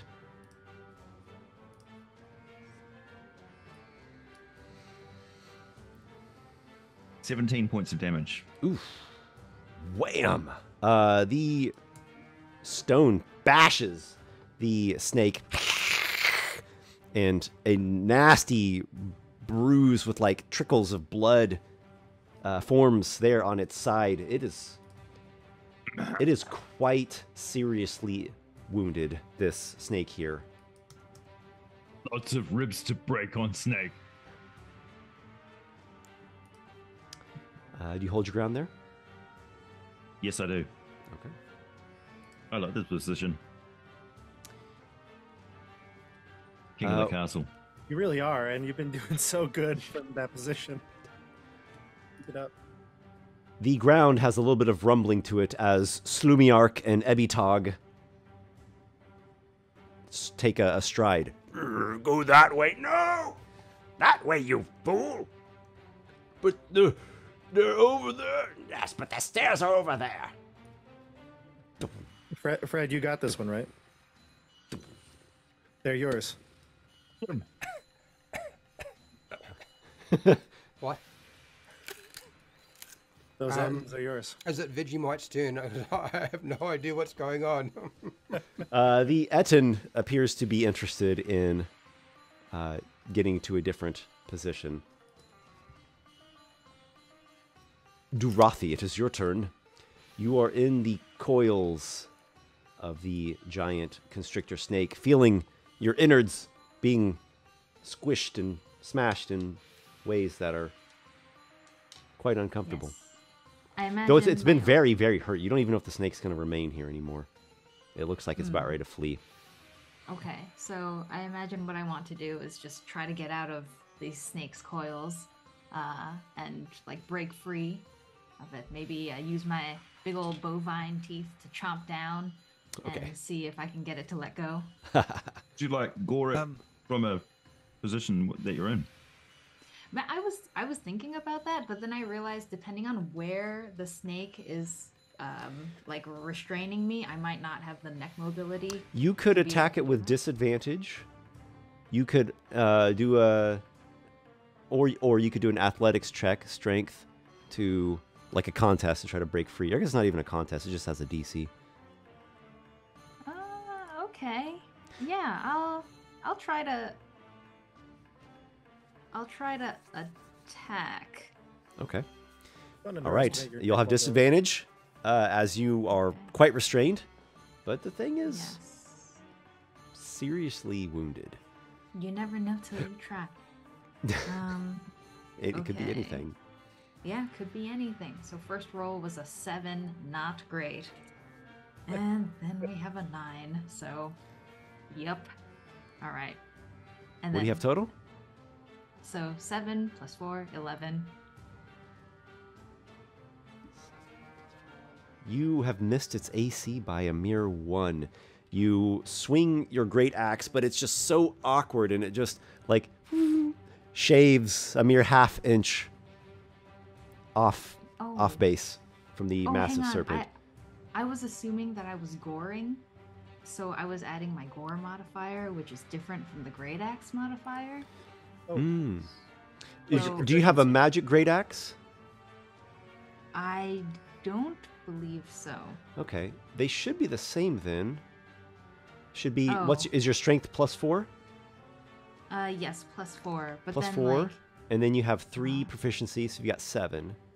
yes. Oh, That'd be a I was 14. doing plus 4 for my gore as the unarmed strike this whole time. Oh, really? I might have been doing that wrong. My Oh, bad. okay. Okay. So what does that give you? So then it would be 7 plus 7, 14. So 14. Okay, so you actually have struck. Another thing that I think you have forgotten is your fighting style. When you miss, you can do a bonus action to strike with the butt of the weapon. Oh yeah. Right. Yeah, don't Thank forget you. that. So much information. Okay. Yes.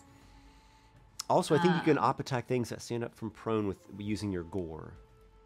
Yeah. So actually, when don't know the if that snake has- got up from its like lower position, I figured like that wouldn't be applicable because it's like on a different level from me. You weren't close enough then, but Ah. something to keep in mind. So, but you do hit it here. So the feature's not actually doing anything right now, but that's kind of a good thing because you hit with your primary axe blade, which is what you would rather do anyways. Yeah. Do Okay. it. Sweet. So then I choppity chop with my great axe, and I cut the snake off of myself.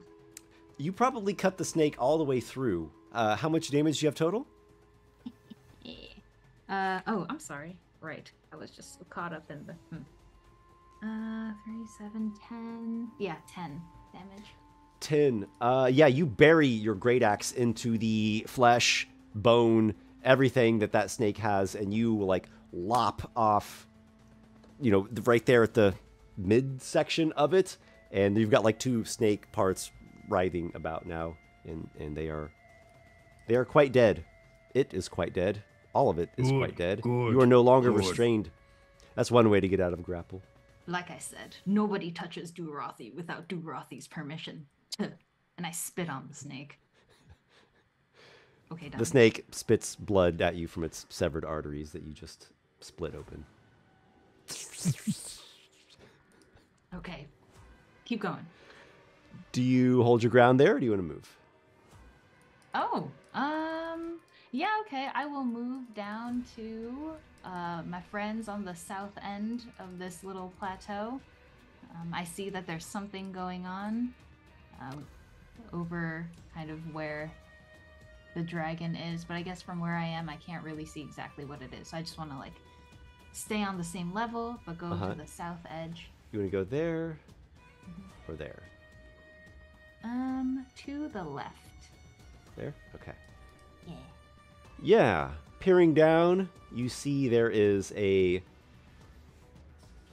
wormling blue dragon that is on the ground with probably some chunks of rock that just got bashed upon it.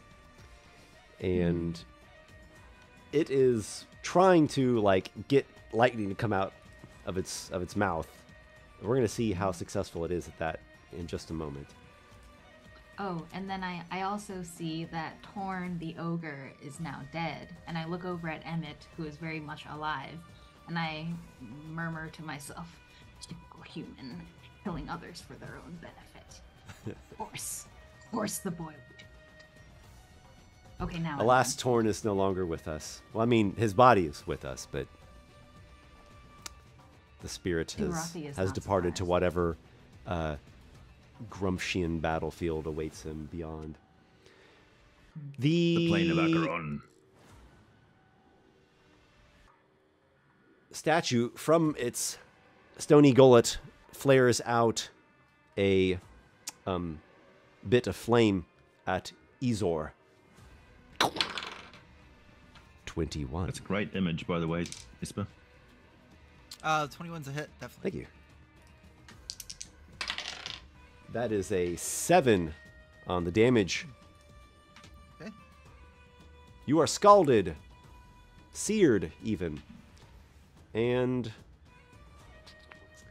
I don't know if that one could properly... I'll do this. Vegemite, it will attack you. You've got a lot of stone structure, though, blocking. I'll give you 3/4 cover. It really only can just target, like, maybe part of your head. So you have +5 to your AC. The flame streaks through the air Being so nice to me. with a 7, a mere 7 to hit, and the fire sputters out upon the stone structure there. The dragon is really trying to get this lightning out, and it is really, really trying. It's trying so hard, and that's what it does, is it tries. and unsuccessfully so. It will. It hisses and snarls at Emmett as he approaches. And like its mouth is open with its dragon fangs ready to snap at you or anything that comes close to it. Vegemite, you've been saved from fiery blazing from the stone of the platform that you stand atop. What do you do? I scream loudly as I look at the Eton coming from behind us. The statue that's been firing fire at me, the one that's firing fire from to the south, the fact that there's a dragon and apparently somewhere else there's a goblin shooting stuff, and I panic and I run down the stairs my 40 feet as far as I can, 40 feet. He takes the steps. And in a panicked reaction, I just shoot the dragon with a firebolt. Not really knowing whether I want to do this, but yeah, like that just seems to be the only thing that's potentially in the way of escape. Might not be a bad idea though. From the stairway, you sling your firebolt. Go ahead and roll to hit. Well, I don't know why I bothered, but in any case, it's not good. So yeah, consider that a freebie. That's 11. I oh my! But your spell attack itself should be pretty good. It right? doesn't matter. You got a charisma of 16. Yeah. My spell attack's a 6, but I rolled a 5. And you have a proficiency of 3, so your spell attack is a 6. Yeah. Okay. Yeah. All right. Well, you know, better luck next you, time. There's a reason why a dungeon master. Because I usually roll very low on a 20-sided dice. Your fingers are still quite stony. You just can't get the gestures right, and some fire just kind of like twirls out and spirals off behind your back, and that was not how you wanted that to go. Yeah. He continues to scream. Do you have like an actual in character? No, scream? No, I don't. Not on a Sunday.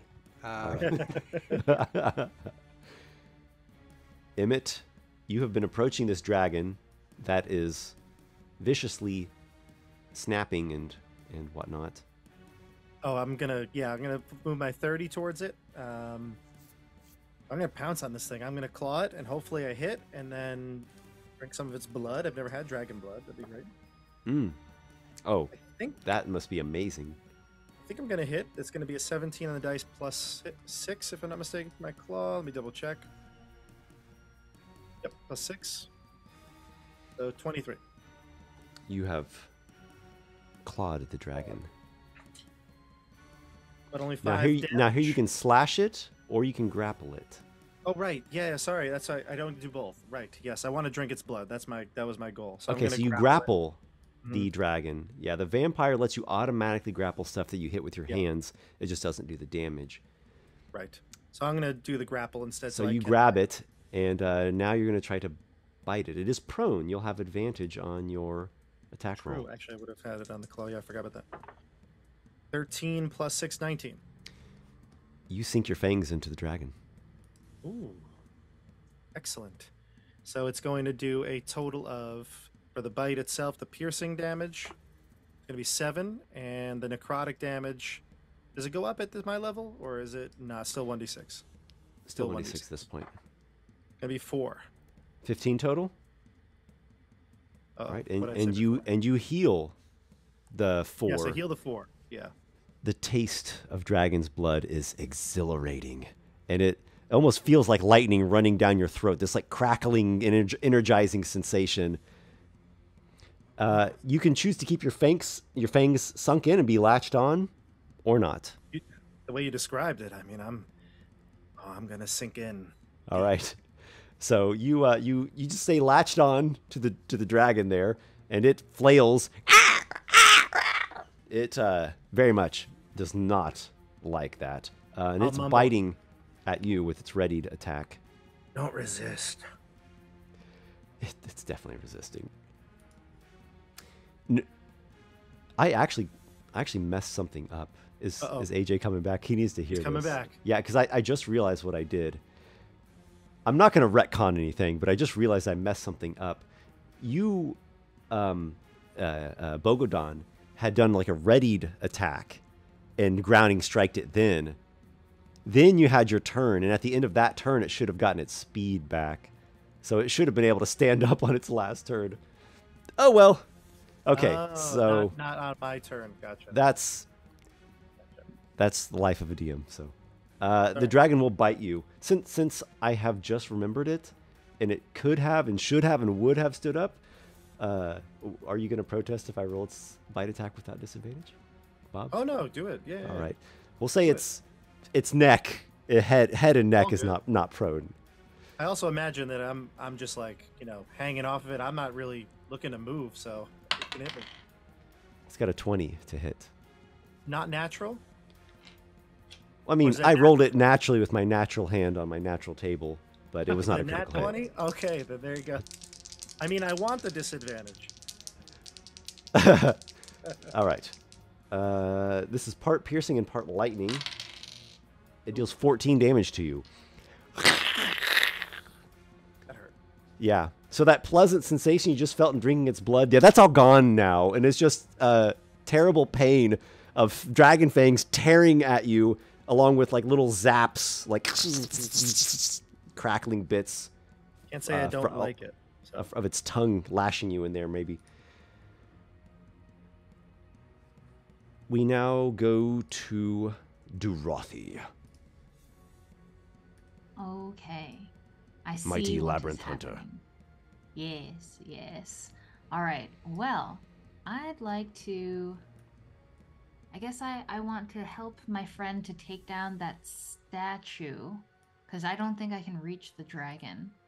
So, the statue that is on the southwest, I believe that's within reach if I were to do like a mighty leap off the ledge. Yes, and you're a big, large size thing. So for you, 10 feet is like 5 foot to a medium person. So you just kind of like step down or just give a little hop down. That's right. And head over there.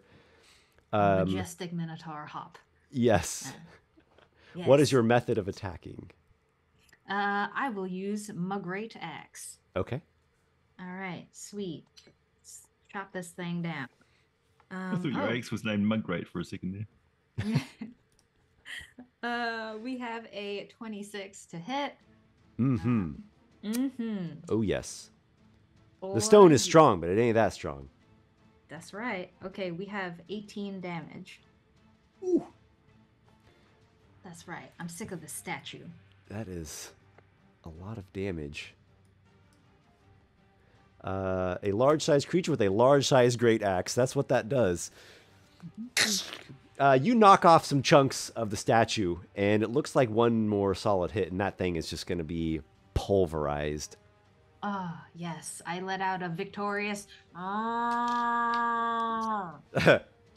It lets out a not victorious and spits fire at you.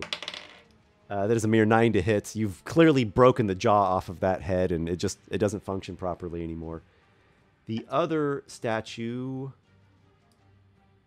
learns its lesson and stops. No? If only. Bogodon, 75. I think it's spitting at the Yetin. Yes. Yeah, it's spitting at the Yetin. Yes. I'll give the Yetin half cover.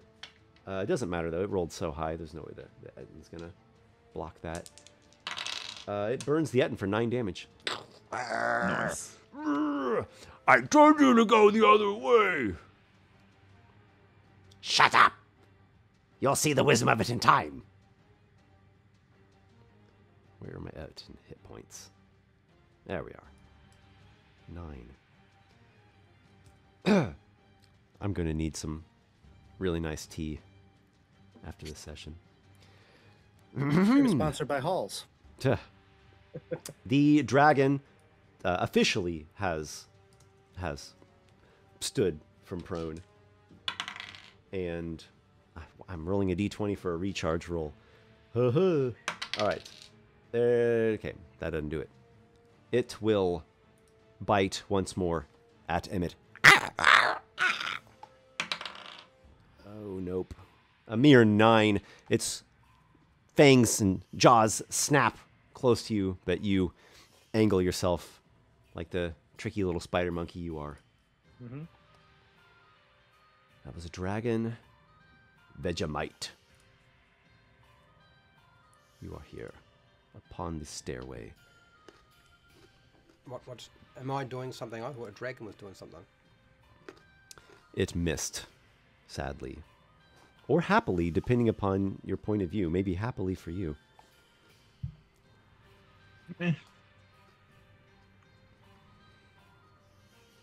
You see your ally Emmett is grasped onto the dragon with his fangs sunk into it.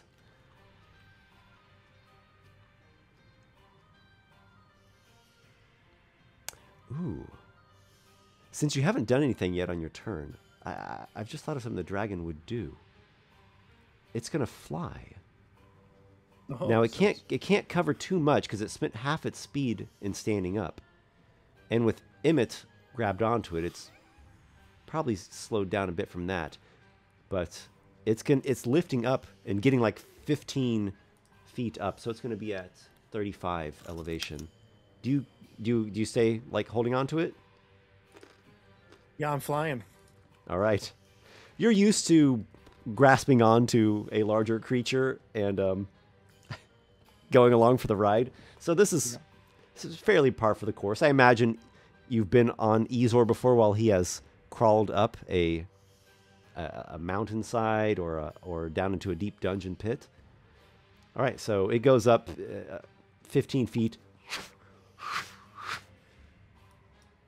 Come on, And Falcor, let's it'll go. head back this way, actually. So there we go. It's even higher off the ground now. Vegemite, you have been given some time to contemplate. What have you come up with?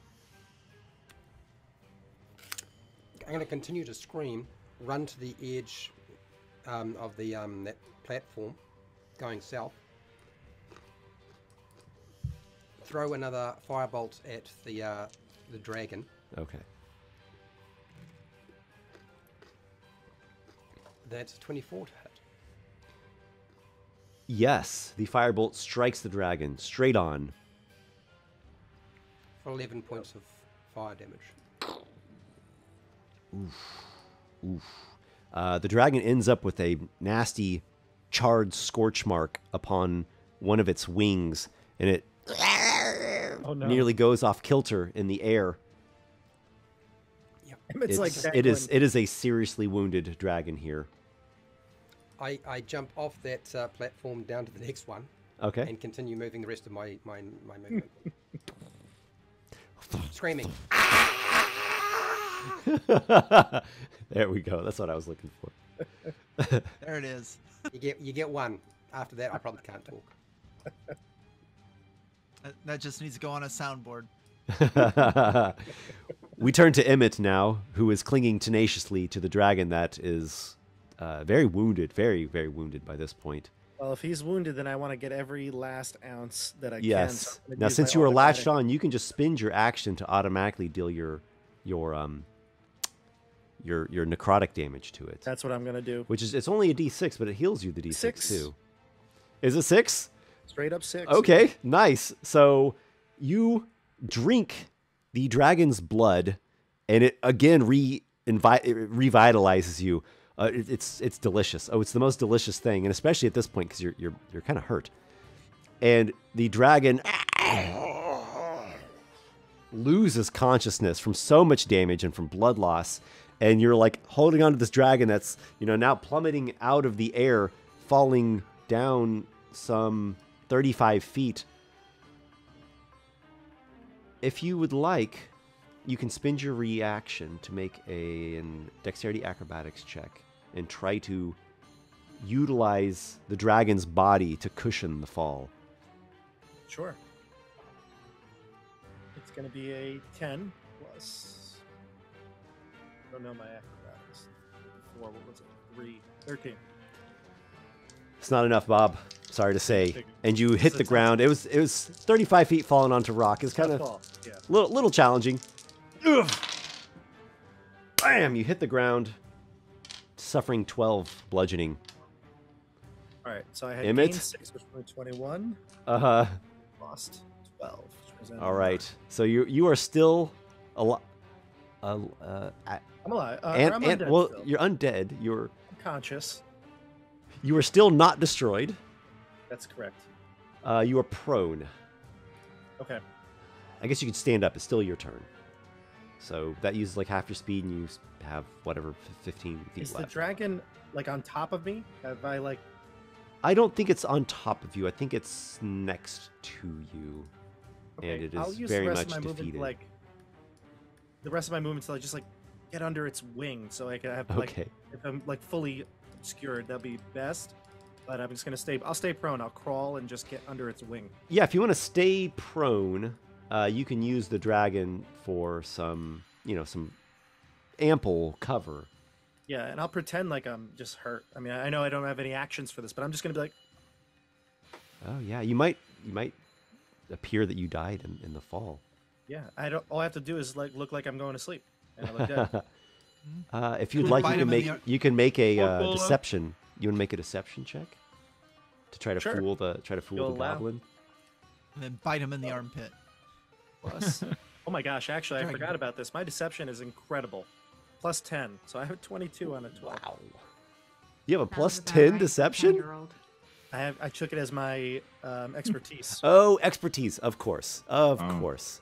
Yes, that's the perfect thing for you to do for your character. I'm hurt. Help. What was your total on the deception? 22. 22. Okay, so yeah, I imagine Character's that. insidious. Yeah, the goblin probably thinks you're dead or knocked out or something. So I won't have it mess with you. At least not for now. Not right now. Izor Nehilik. You've got a serious battle on your hands, but it seems that your party is slowly but surely prevailing. Yeah. There's a highly So- damaged statue here.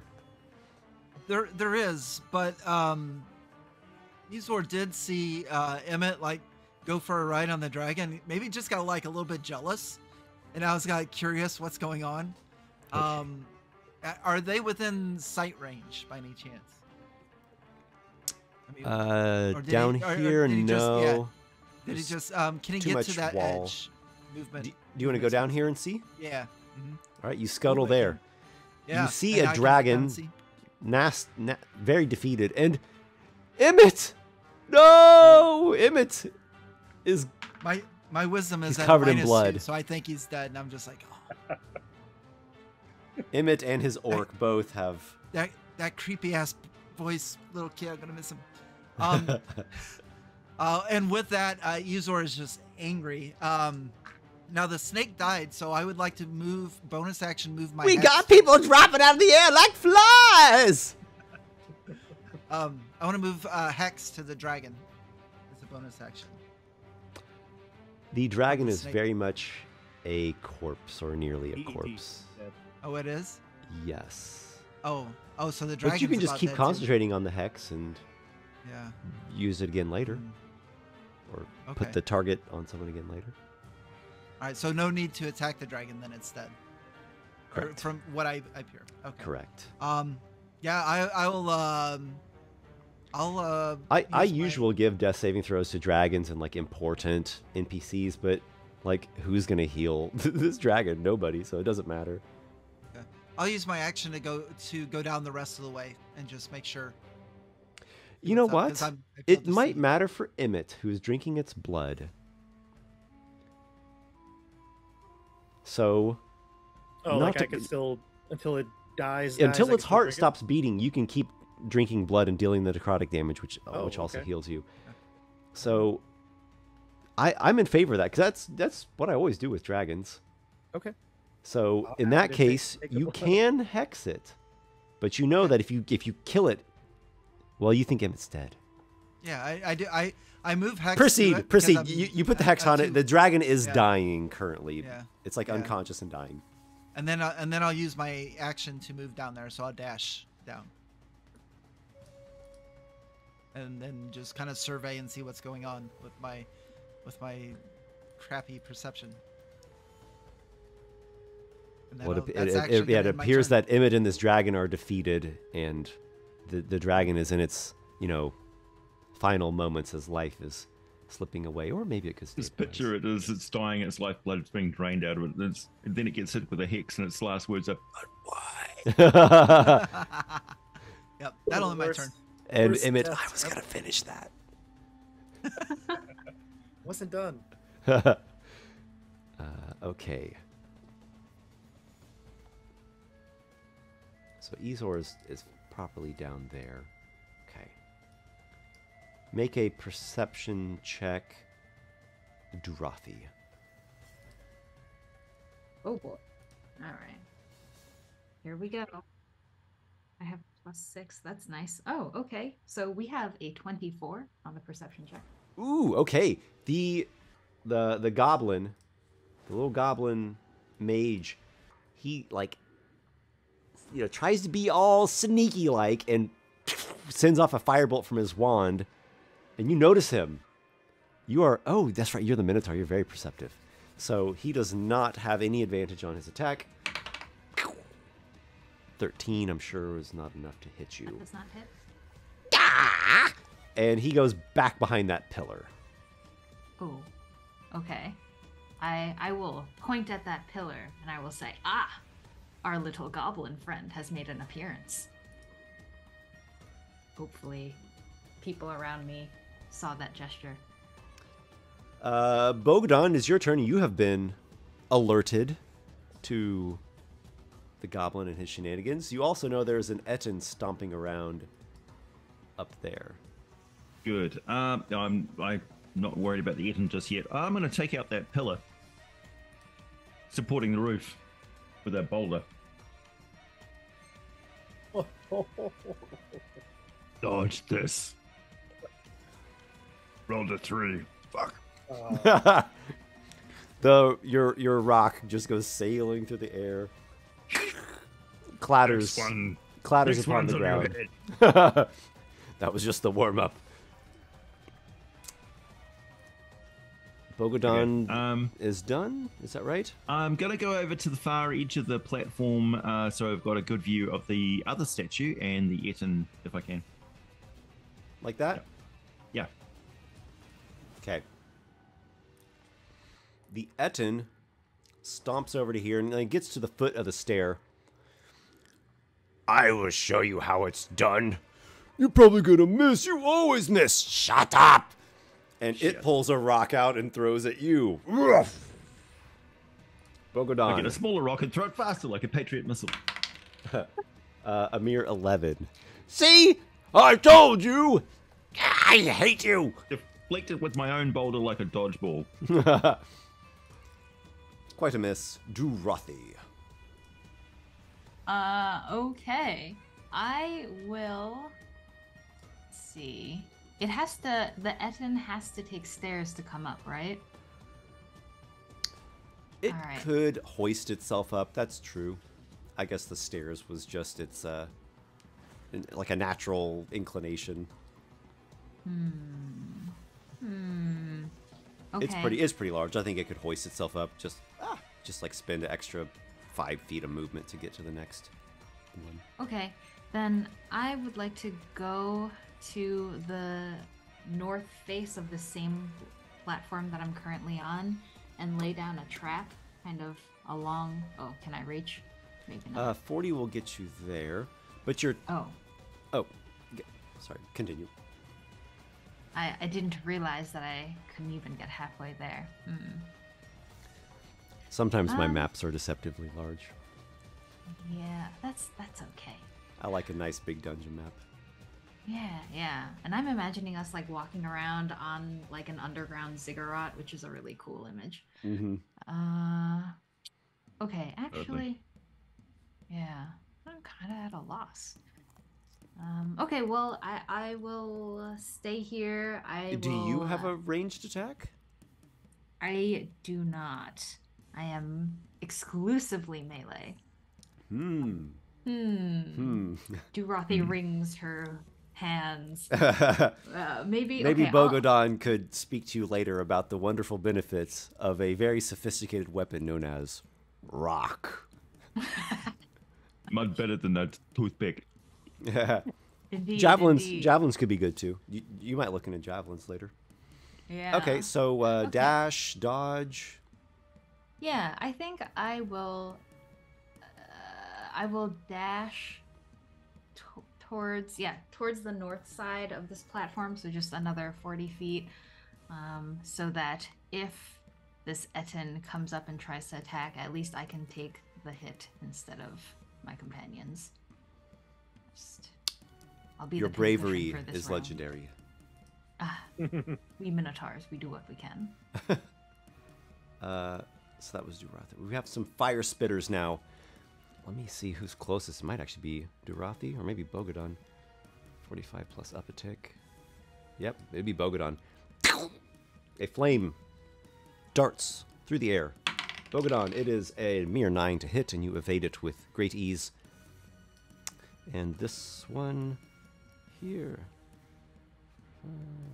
will fire at, I think it's Vegemite.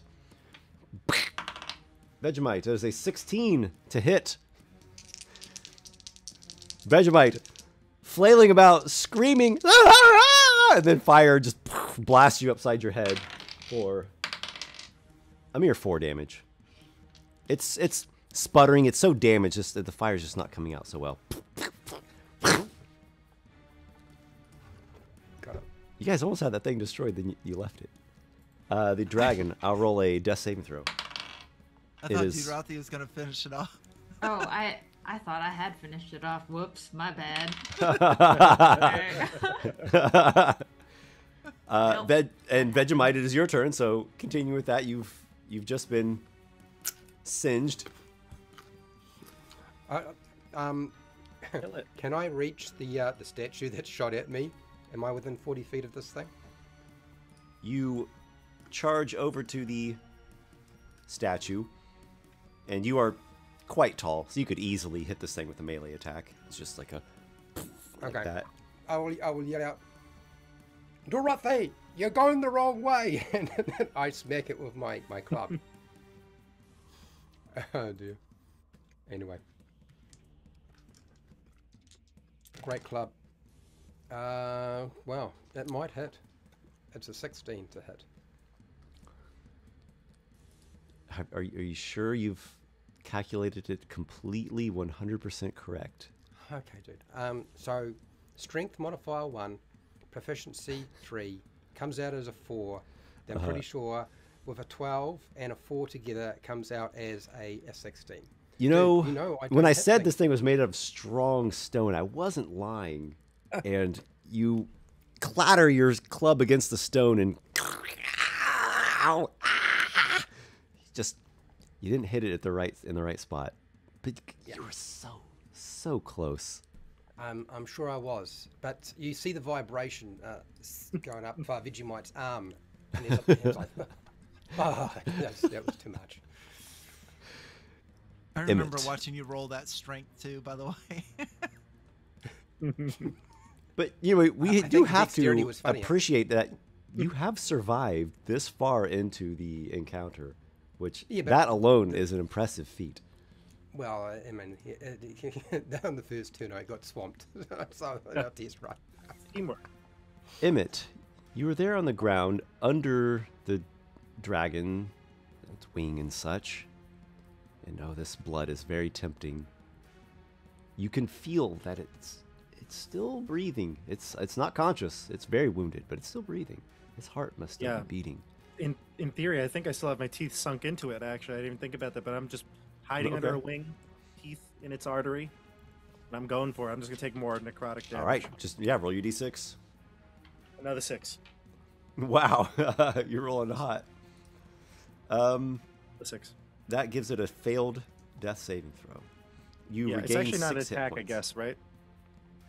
It would just be 1. Not in this case, no. You just automatically deal the damage from your latch on.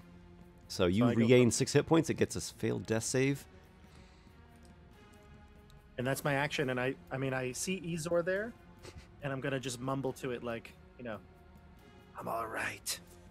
Just take care of the rest of the enemies. Leave me be with this dragon.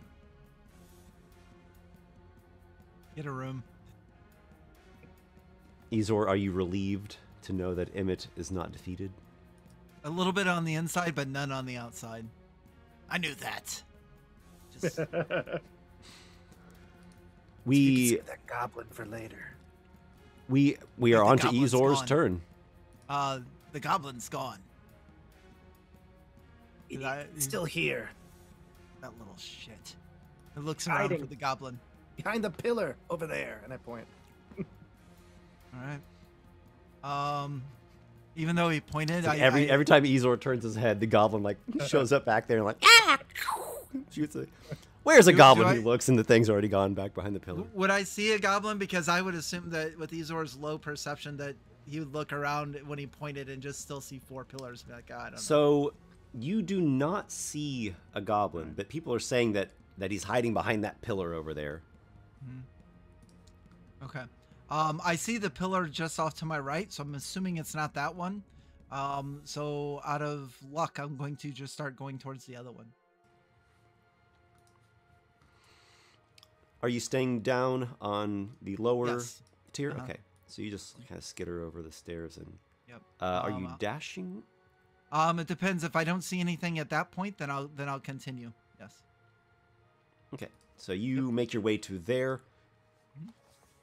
And no, he's hiding back there. Okay. That'll be my turn. He will consider very carefully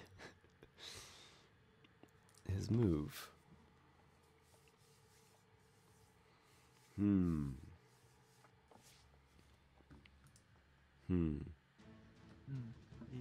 I think he's gonna pop out and shoot a firebolt at Ezor.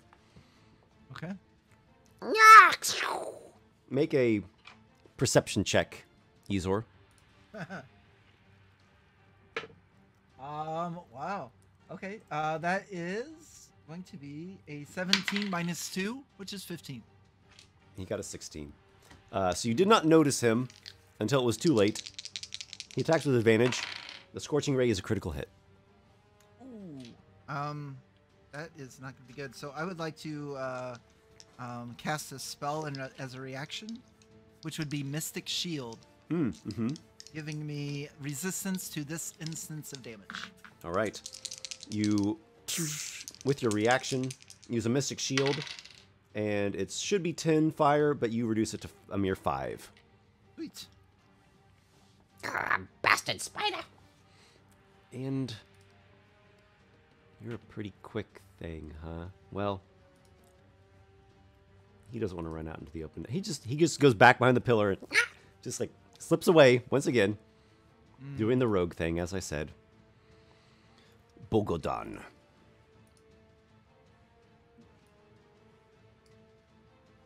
I'm going to hurl a rock at the support pillar again. Okay. The one with the goblin hiding behind it, right? Yeah. Okay. That's a 19 on dice. That'll do it. And we've got a 10 and a 1, so 11, 16, 17 points of damage. Okay. Pillar southeast. Your stone crashes into the pillar. A crack begins to spread through it. It's a hefty Nice. pillar. It's not collapsing just quite like that. But another solid throw, you think it will be tumbling down. Can I attempt to intimidate the goblin? Oh. Go for it. Do you say anything, or is it just a physical display? I say, if you don't get out from behind that pillar, I'll bring it down in the roof on top of you. Well said. Concise, powerful. Back it up with a charisma intimidation skill check.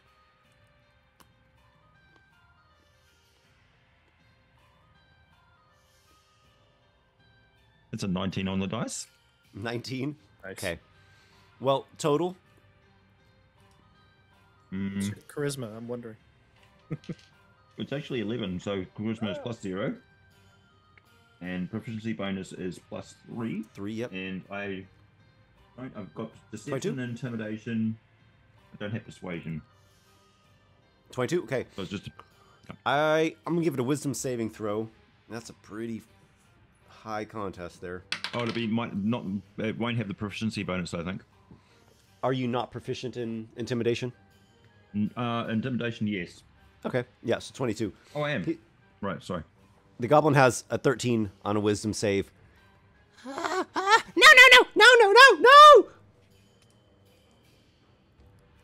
He might have just pissed himself. Oh, you got So a the super goblin chat. is quite intimidated. The Etten continues its ascent. And it will chuck a rock once again at Bogodon. It is a critical hit. Okay. I'm going to use resistance on this, obviously. Yeah, toughness is probably the right thing to do in this situation. Mm-hmm. Bogodon, in the midst of focusing his attention on intimidating this goblin, does not see the rock come hurtling through the air for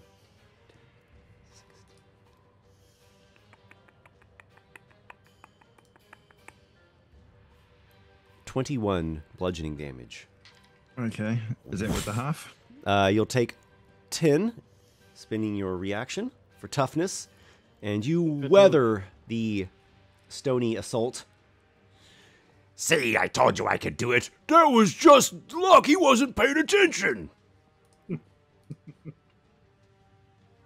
Correct. Durathi. It is your turn. You see the Etten making its approach. Get him. All right. I am going to do my Minotaur hop and step down from this. Actually, he can't see on this ledge, right? He Okay. could see you there. He can see me there. Yeah, you're right at the edge. All right. I will turn around, and then place a trap behind me, so the side that's not facing the Etten. Like here? Yeah. Okay. So I assume he can't see me put that down. Okay. That'll be a binding trap, and I'm going to have it be camouflaged. And then, let's see. So then, okay.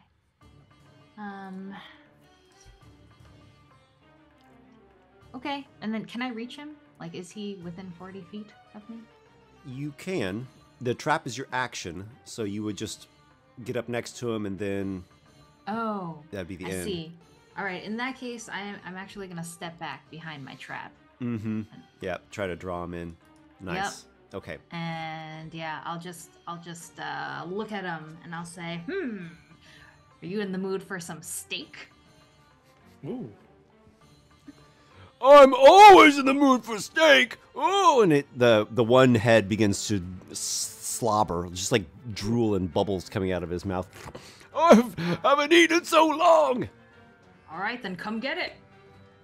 And I kind of go like that. I got It's a a Lion trap. King vibe. All right. Yeah. So the fire spitters will do their spitting at Bogodon and Vegemite. Bogodon. 22 will hit you. You are roasted for 11 fire. Oh, he's not there. All right, well, I'll just put those dice to the side. We'll remember that. And convenient, huh? Vegemite, you are shot at for 12? Is that one under your AC? No, no, it's above my AC. That's above your AC? Oh my. Yeah. What do you have again? A -2 dexterity? I have plate armor. Well, breastplate armor. I Uh-huh. thought you had a 13. No. That was if I had half cover. Oh. I don't have half cover. Oh my 13. god. You have a My armor class is -3 an 11 with a dexterity? breastplate. I have a very, very low dexterity. It's not the worst you could possibly get, but yeah, I have a -3 on my dexterity. Yeah. All right. So, Vegemite, you take 6 fire. Bogodon, you took 11 fire. You were both blazed up by the fire spitter statues.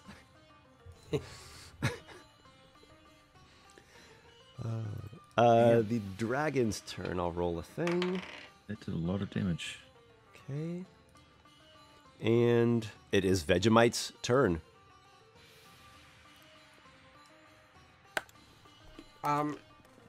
Vegemite farts in frustration, grunts, moves back kind of from the statue, probably to the edge of the platform near the stairs. I think it is. Sort of same platform, yeah. And then he sort of musters some power and goes shuriken and throws a firebolt at him. Okay.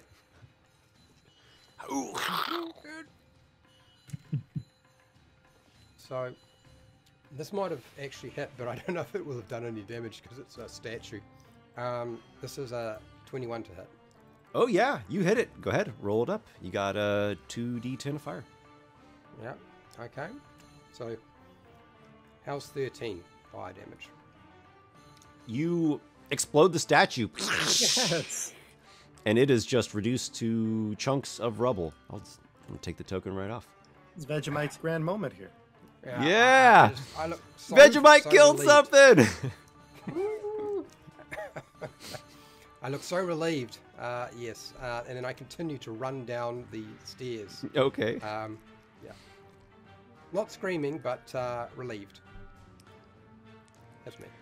Well, that guy can actually do something. Well, color me impressed. Says the gargoyle. He has a name, by the way. His name is Raxel. Someone, at some point, you overheard it. Of course it is. Vegemite. It is Emmett's turn. The blood drinker. So I heard the intimidation check by Bogodon, and not wanting to lose out on the chance to get this goblin, I'm going to unlatch, and I'm going to move as far as I can to try to get line of sight to the creature. I'm going to probably stay on the bottom row. I'll go past Vegemite, or under his legs if that'll be easier. Okay. All right, so you Just stand up, scurry. you move there, you still have your action. You and dash? Yeah, I can't see the creature right still behind the pillar. Correct. Okay, so then I'm going to have to double move my dash to get us. Oh, maybe if I get a better angle, just want to see the creature. Yes, I don't know if, and again, it may not be possible, but I'm going to do my best to see it. I'm going to like jump in the air. I'm going to check its stealth right now, so go ahead and do a perception. Okay. And while we're at it, Vegemite and Ezor could roll perceptions too. 15.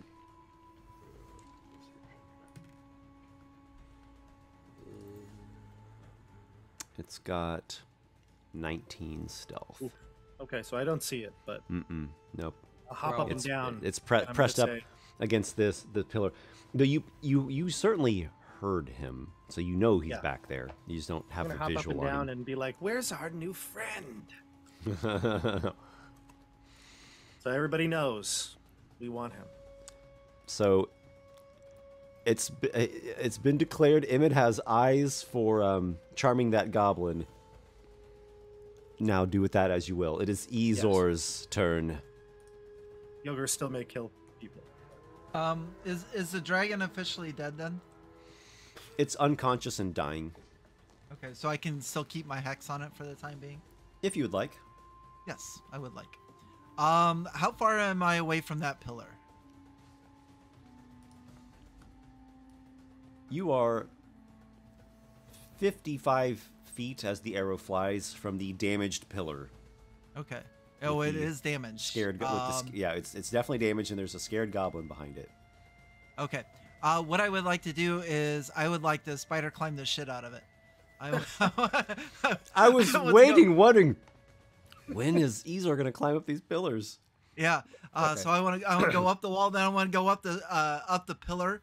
And then I just want to hang out there and just wait for that.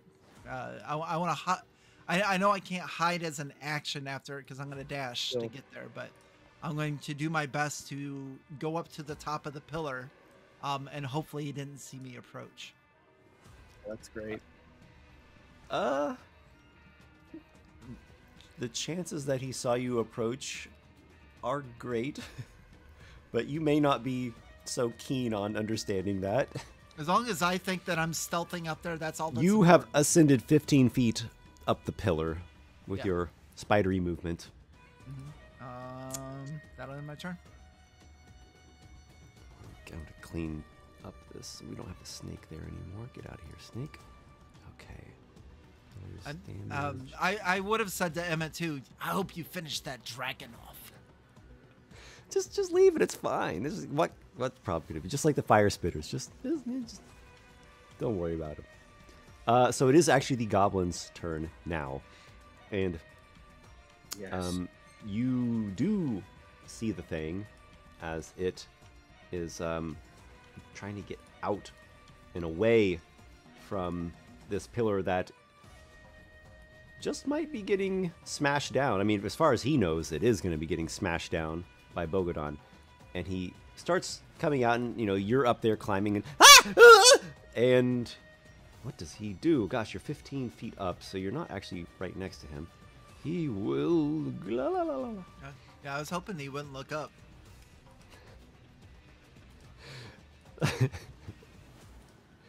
But if he does look up, it's because a little bit of poison dripped out of my mouth. That's just a little bit of poison saliva. One of the horror movie, you kind of coming out. Yeah. The goblin shrieks, "Ah!" and almost instinctively casts a spell. And he forcefully juts his wand up towards you, and a blast of thunder encompasses you. Make a Constitution saving throw. Ooh.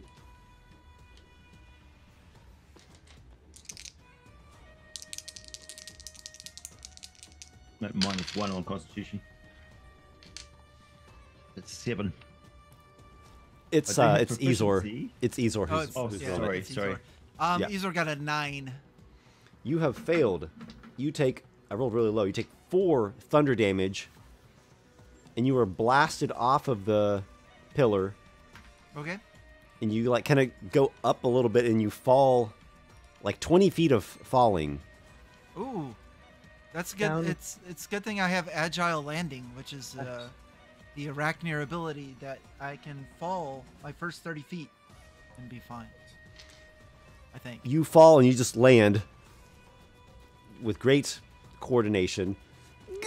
And the goblin just hops down off the ledge. I'll give him an acrobatics check. Down came the thunder wave Succeeds. that washed the spider out. Yeah. And that is why I need all 8 of my legs. Yeah. You through again. Succeeds again. And he is heading. He's heading this way. It looks like he's heading for this corridor over here. Yeah, who knows what all is in this place. There are some different corridors. It looks like there's some stairs ascending right there. So, there could be all kinds of things here. I don't know. All right. What was that? That was the Goblin Mage. It is Bogodon's turn, who just got smacked by a rock. Yeah, so I'm going to return the favor. Here to get pasted, you bastard.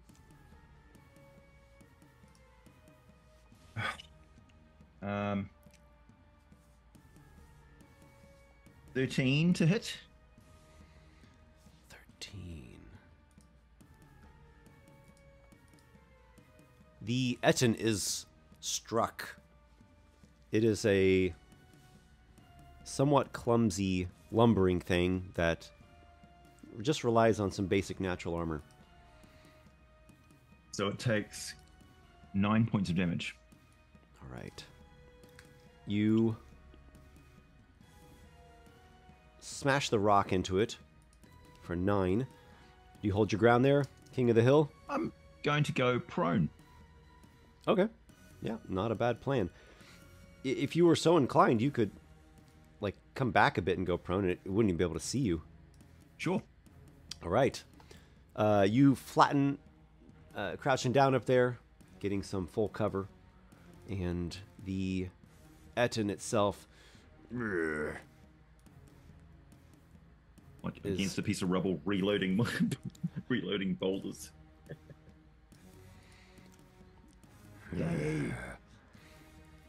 No, don't go up there.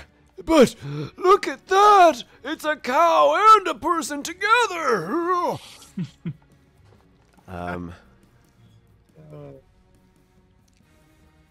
It will dash to get to Dorothy. Yes. I feel like I should roll a check to see which head wins out, but it's too good. So the head comes after Dorothy, and magical tethers whip out from your...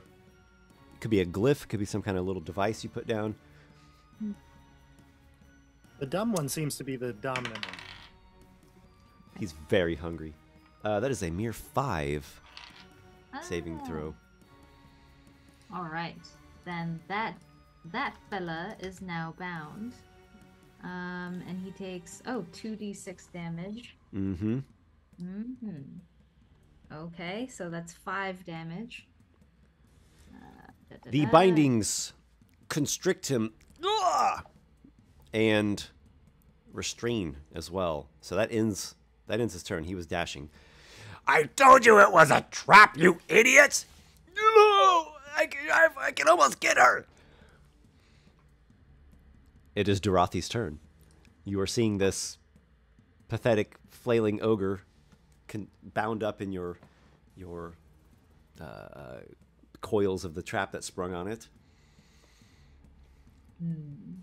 Yes, your hunger. It blinds. I will attack with my great axe. We have a dirty 20 to hit. You have advantage due to the creature being restrained. If Yes. the 20 will always be hitting, but maybe you'd get a critical. Always worth. Oh yeah. Always well, worth the second checking. roll was a 4. So. Okay. Well, you've definitely hit. Yeah. All right. Sweet. And then one of these. 12 and 8. So we do 20 damage to this Etten. And That's a lot. yes. God. Vengeance for You're those gonna get who us would killed choose because to of your us. bloody stomach. No! Ow, that hurt! Don't hit me, I just want to eat you! Ah, yes, that is what all those humans said in my past life. No more. I am your food. No more. What's a human? I don't have time to explain all this to you. It's a really colorful person. Yeah, a hue, man. Yeah. All right. The fire spitter sends out a blaze. That would obviously be the nearest one at the Etten. It is restrained, so it gains advantage on its fire spit. 14 will hit, and the Etten gets blazed up for 8 fire damage. Ouch. Okay. The other one's destroyed, so no need to worry about that. Dragon. Okay. Vegemite. You're down here. Yeah. So I look to the south where freedom looks potentially available, and then I look over to the side and see the dragon. And I sort of think, like, while I'm out here, and I will run over to it and smack it with my my great club. Okay. You have advantage on your attack, and if you hit, you will pulverize it to jelly. Mm-hmm. I wasn't saving that for a snack later or anything. No, I'm just kidding. It's only a 16. You whack at it, and its tough draconic scales defy you. Oh. I don't believe this. Emmett is. I look frustrated. Emmett feels a and, bit of glee. There's a chance he could still drink some dragon blood. So I'm going to move. If I've got any movement left, Uh-huh. I'm going to move past the dragon towards the left. Yep. Yeah. All right. There's some force Emmett, are you mechanical. pursuing this goblin mage? Yes. So, can I, if I go 30, directly towards it, can I see it within 60 feet? Oh gosh. I have to get out my grid paper and draw a side view. It's 70 feet away. Okay. So actually, it doesn't matter because my range is 60 of my insidious beckoning. So I'm gonna just do I think I'm gonna do a straight up persuasion check. And I'm just gonna call out to it, and I'm gonna say, "Hey there, now, Mr. Goblin Wizard. You don't want to run away from us. We're your friends, and I got a pretty cool doll here I could give to you." And I take out this horrific What? Are you crazy? Yeah, What do you come back here. what do you have? Look, I'm your size. Come on back and hang with me. He pulls out his like filthy doll with like one of the button eyes hanging off by a thread. Yeah, it's a Grandma horrific made this little for me puppet. up in the cellar. And I got a 13 plus 7 is 20, so 20 persuasion check. Oh my gosh, you have disadvantage. Roll again. Disadvantage. Fair enough. Fair enough. And it's an 11 plus 7 is 18. Why would you help me? We're little folk. You and me. That doesn't make any sense at all. That's a Those- bunch of I'm- rubbish. I'm in charge of those big ogres. They won't do nothing to you. This is a trick. I know tricks when I see one. I'm as tricky as they come. He doesn't seem to be buying it, Emmett. That was really a stretch there. I figured if I had my charming gaze, he might have. Well, we'll see what happens next turn. I thought you were going to dash to get even closer. I tried to slow him down. Okay, how are we doing time-wise? And personal fortitude-wise? You can see I'm struggling, right? If we want, we could pause here. We've just finished a round, and then we could schedule another session that we'll play in the nearish future.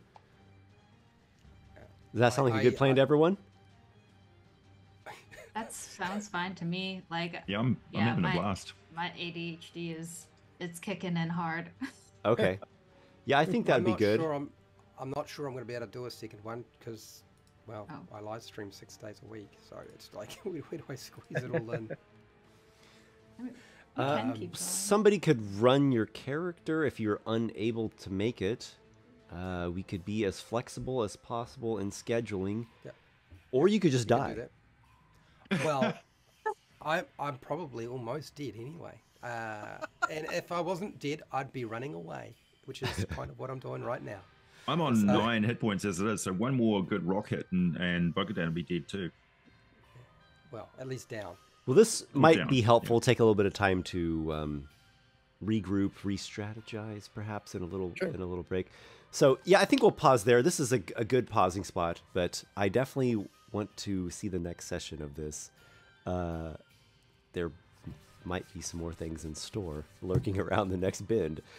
So thank you guys, and thanks everyone who watched live or who is watching this later. Make sure to go check out Monstrous Heroes on Kickstarter. Down in the video description, there's the link. There's links for everyone's stuff. Wally's got a book there. I've got a previous book. So all the goodies are Jasper, down there. All these characters had a moment to shine. Even Vegemite. Mm-hmm. Vegemite killed a statue. Yeah. Vegemite was Literally awesome. exploded Truly, it truly to pathetic. chunks. For all Emmett's bluster, he really didn't do much at all. He just drank some dragon blood. That's it.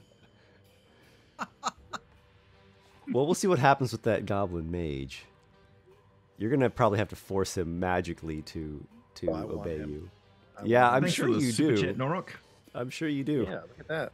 Oh, I've been totally blind to the chat this entire time. It's been covered on my That was a great screen, chat. so I can't. Great yeah. Yeah, yeah. Even if I So- could be able to visibly see it, I've got way too much going on to Yeah, pay it's attention. Yeah. it's tough to do. Yeah. So, But remove thank your you super chats, but- for the super chat there. Norok Odvin. Great game so far. Have a good day, everyone. Thank you. I hope you have a great day as well. And If you good luck to the scroll up, you Monstrous got one Heroes from next time. Overboard too. No kidding. Oh, I've just made everything go completely awry. Yeah, that's right. Oh Joe was my very, goodness. Very, There we very go. kind. Okay. Shout out to Overboard. Thank you very much for the gold coins there. Great collaboration. Esper, have a great game. Just wanted to say, Vegemite needs to keep rolling those 20s. He needs practice or maybe some inspiration or something. Should we vote inspiration for Vegemite? I think Overboard gives them inspiration. Yes. Overboard? when he Overboard broke those plus I've done it. unanimous group. Statues? Yeah, oh yeah. Vegemite, Vegemite. you have inspiration. Next session, you can get advantage on one of your Oh, rolls. I was gonna say it ends at the end of this session. You know, but Yeah, yeah. exactly. That's how you do it, right? I mean, you He give uses it it out, now and then to- you give end it the out and then session. you forget you gave it out. Yeah. Put a Yeah, little Stop inspiration rolling 20-sided totem. dice, Fred. Yeah. All right, everyone, we'll wrap up there. Thanks once again to you guys for playing. This was a lot of fun. Thanks for having me. Appreciate it. Yeah. It's a blast always. Yeah, man, my Fantastic pleasure. content. You've the All only right. one who ever convinced me to do this live. Everybody's there like, can you want to do this? I'm like, no. Now that I know there's a chance. Dude, if I get to play a monster, I'd probably do it. But There you go. yeah, I don't know that you actually. I'm going to be helpful. If anything, I feel like I'm a drain on the party. No. You could Oh, play awesome. play a Sturge. You are a drain of the damage coming in there, though. So that's Yeah. why I keep you around. I love When, Vegemite. when we did our trial, I lasted 15 minutes and I was down. 15 minutes. Oh, And, you weren't yeah, eating the carrot. AJ did the You get rest. that. You gotta eat the Yeah. veggie to have the might. Oh yeah. I gotta finish it now. All right, You're everyone. the- you're the Thank first- you very much. Until next time, may your adventures be many.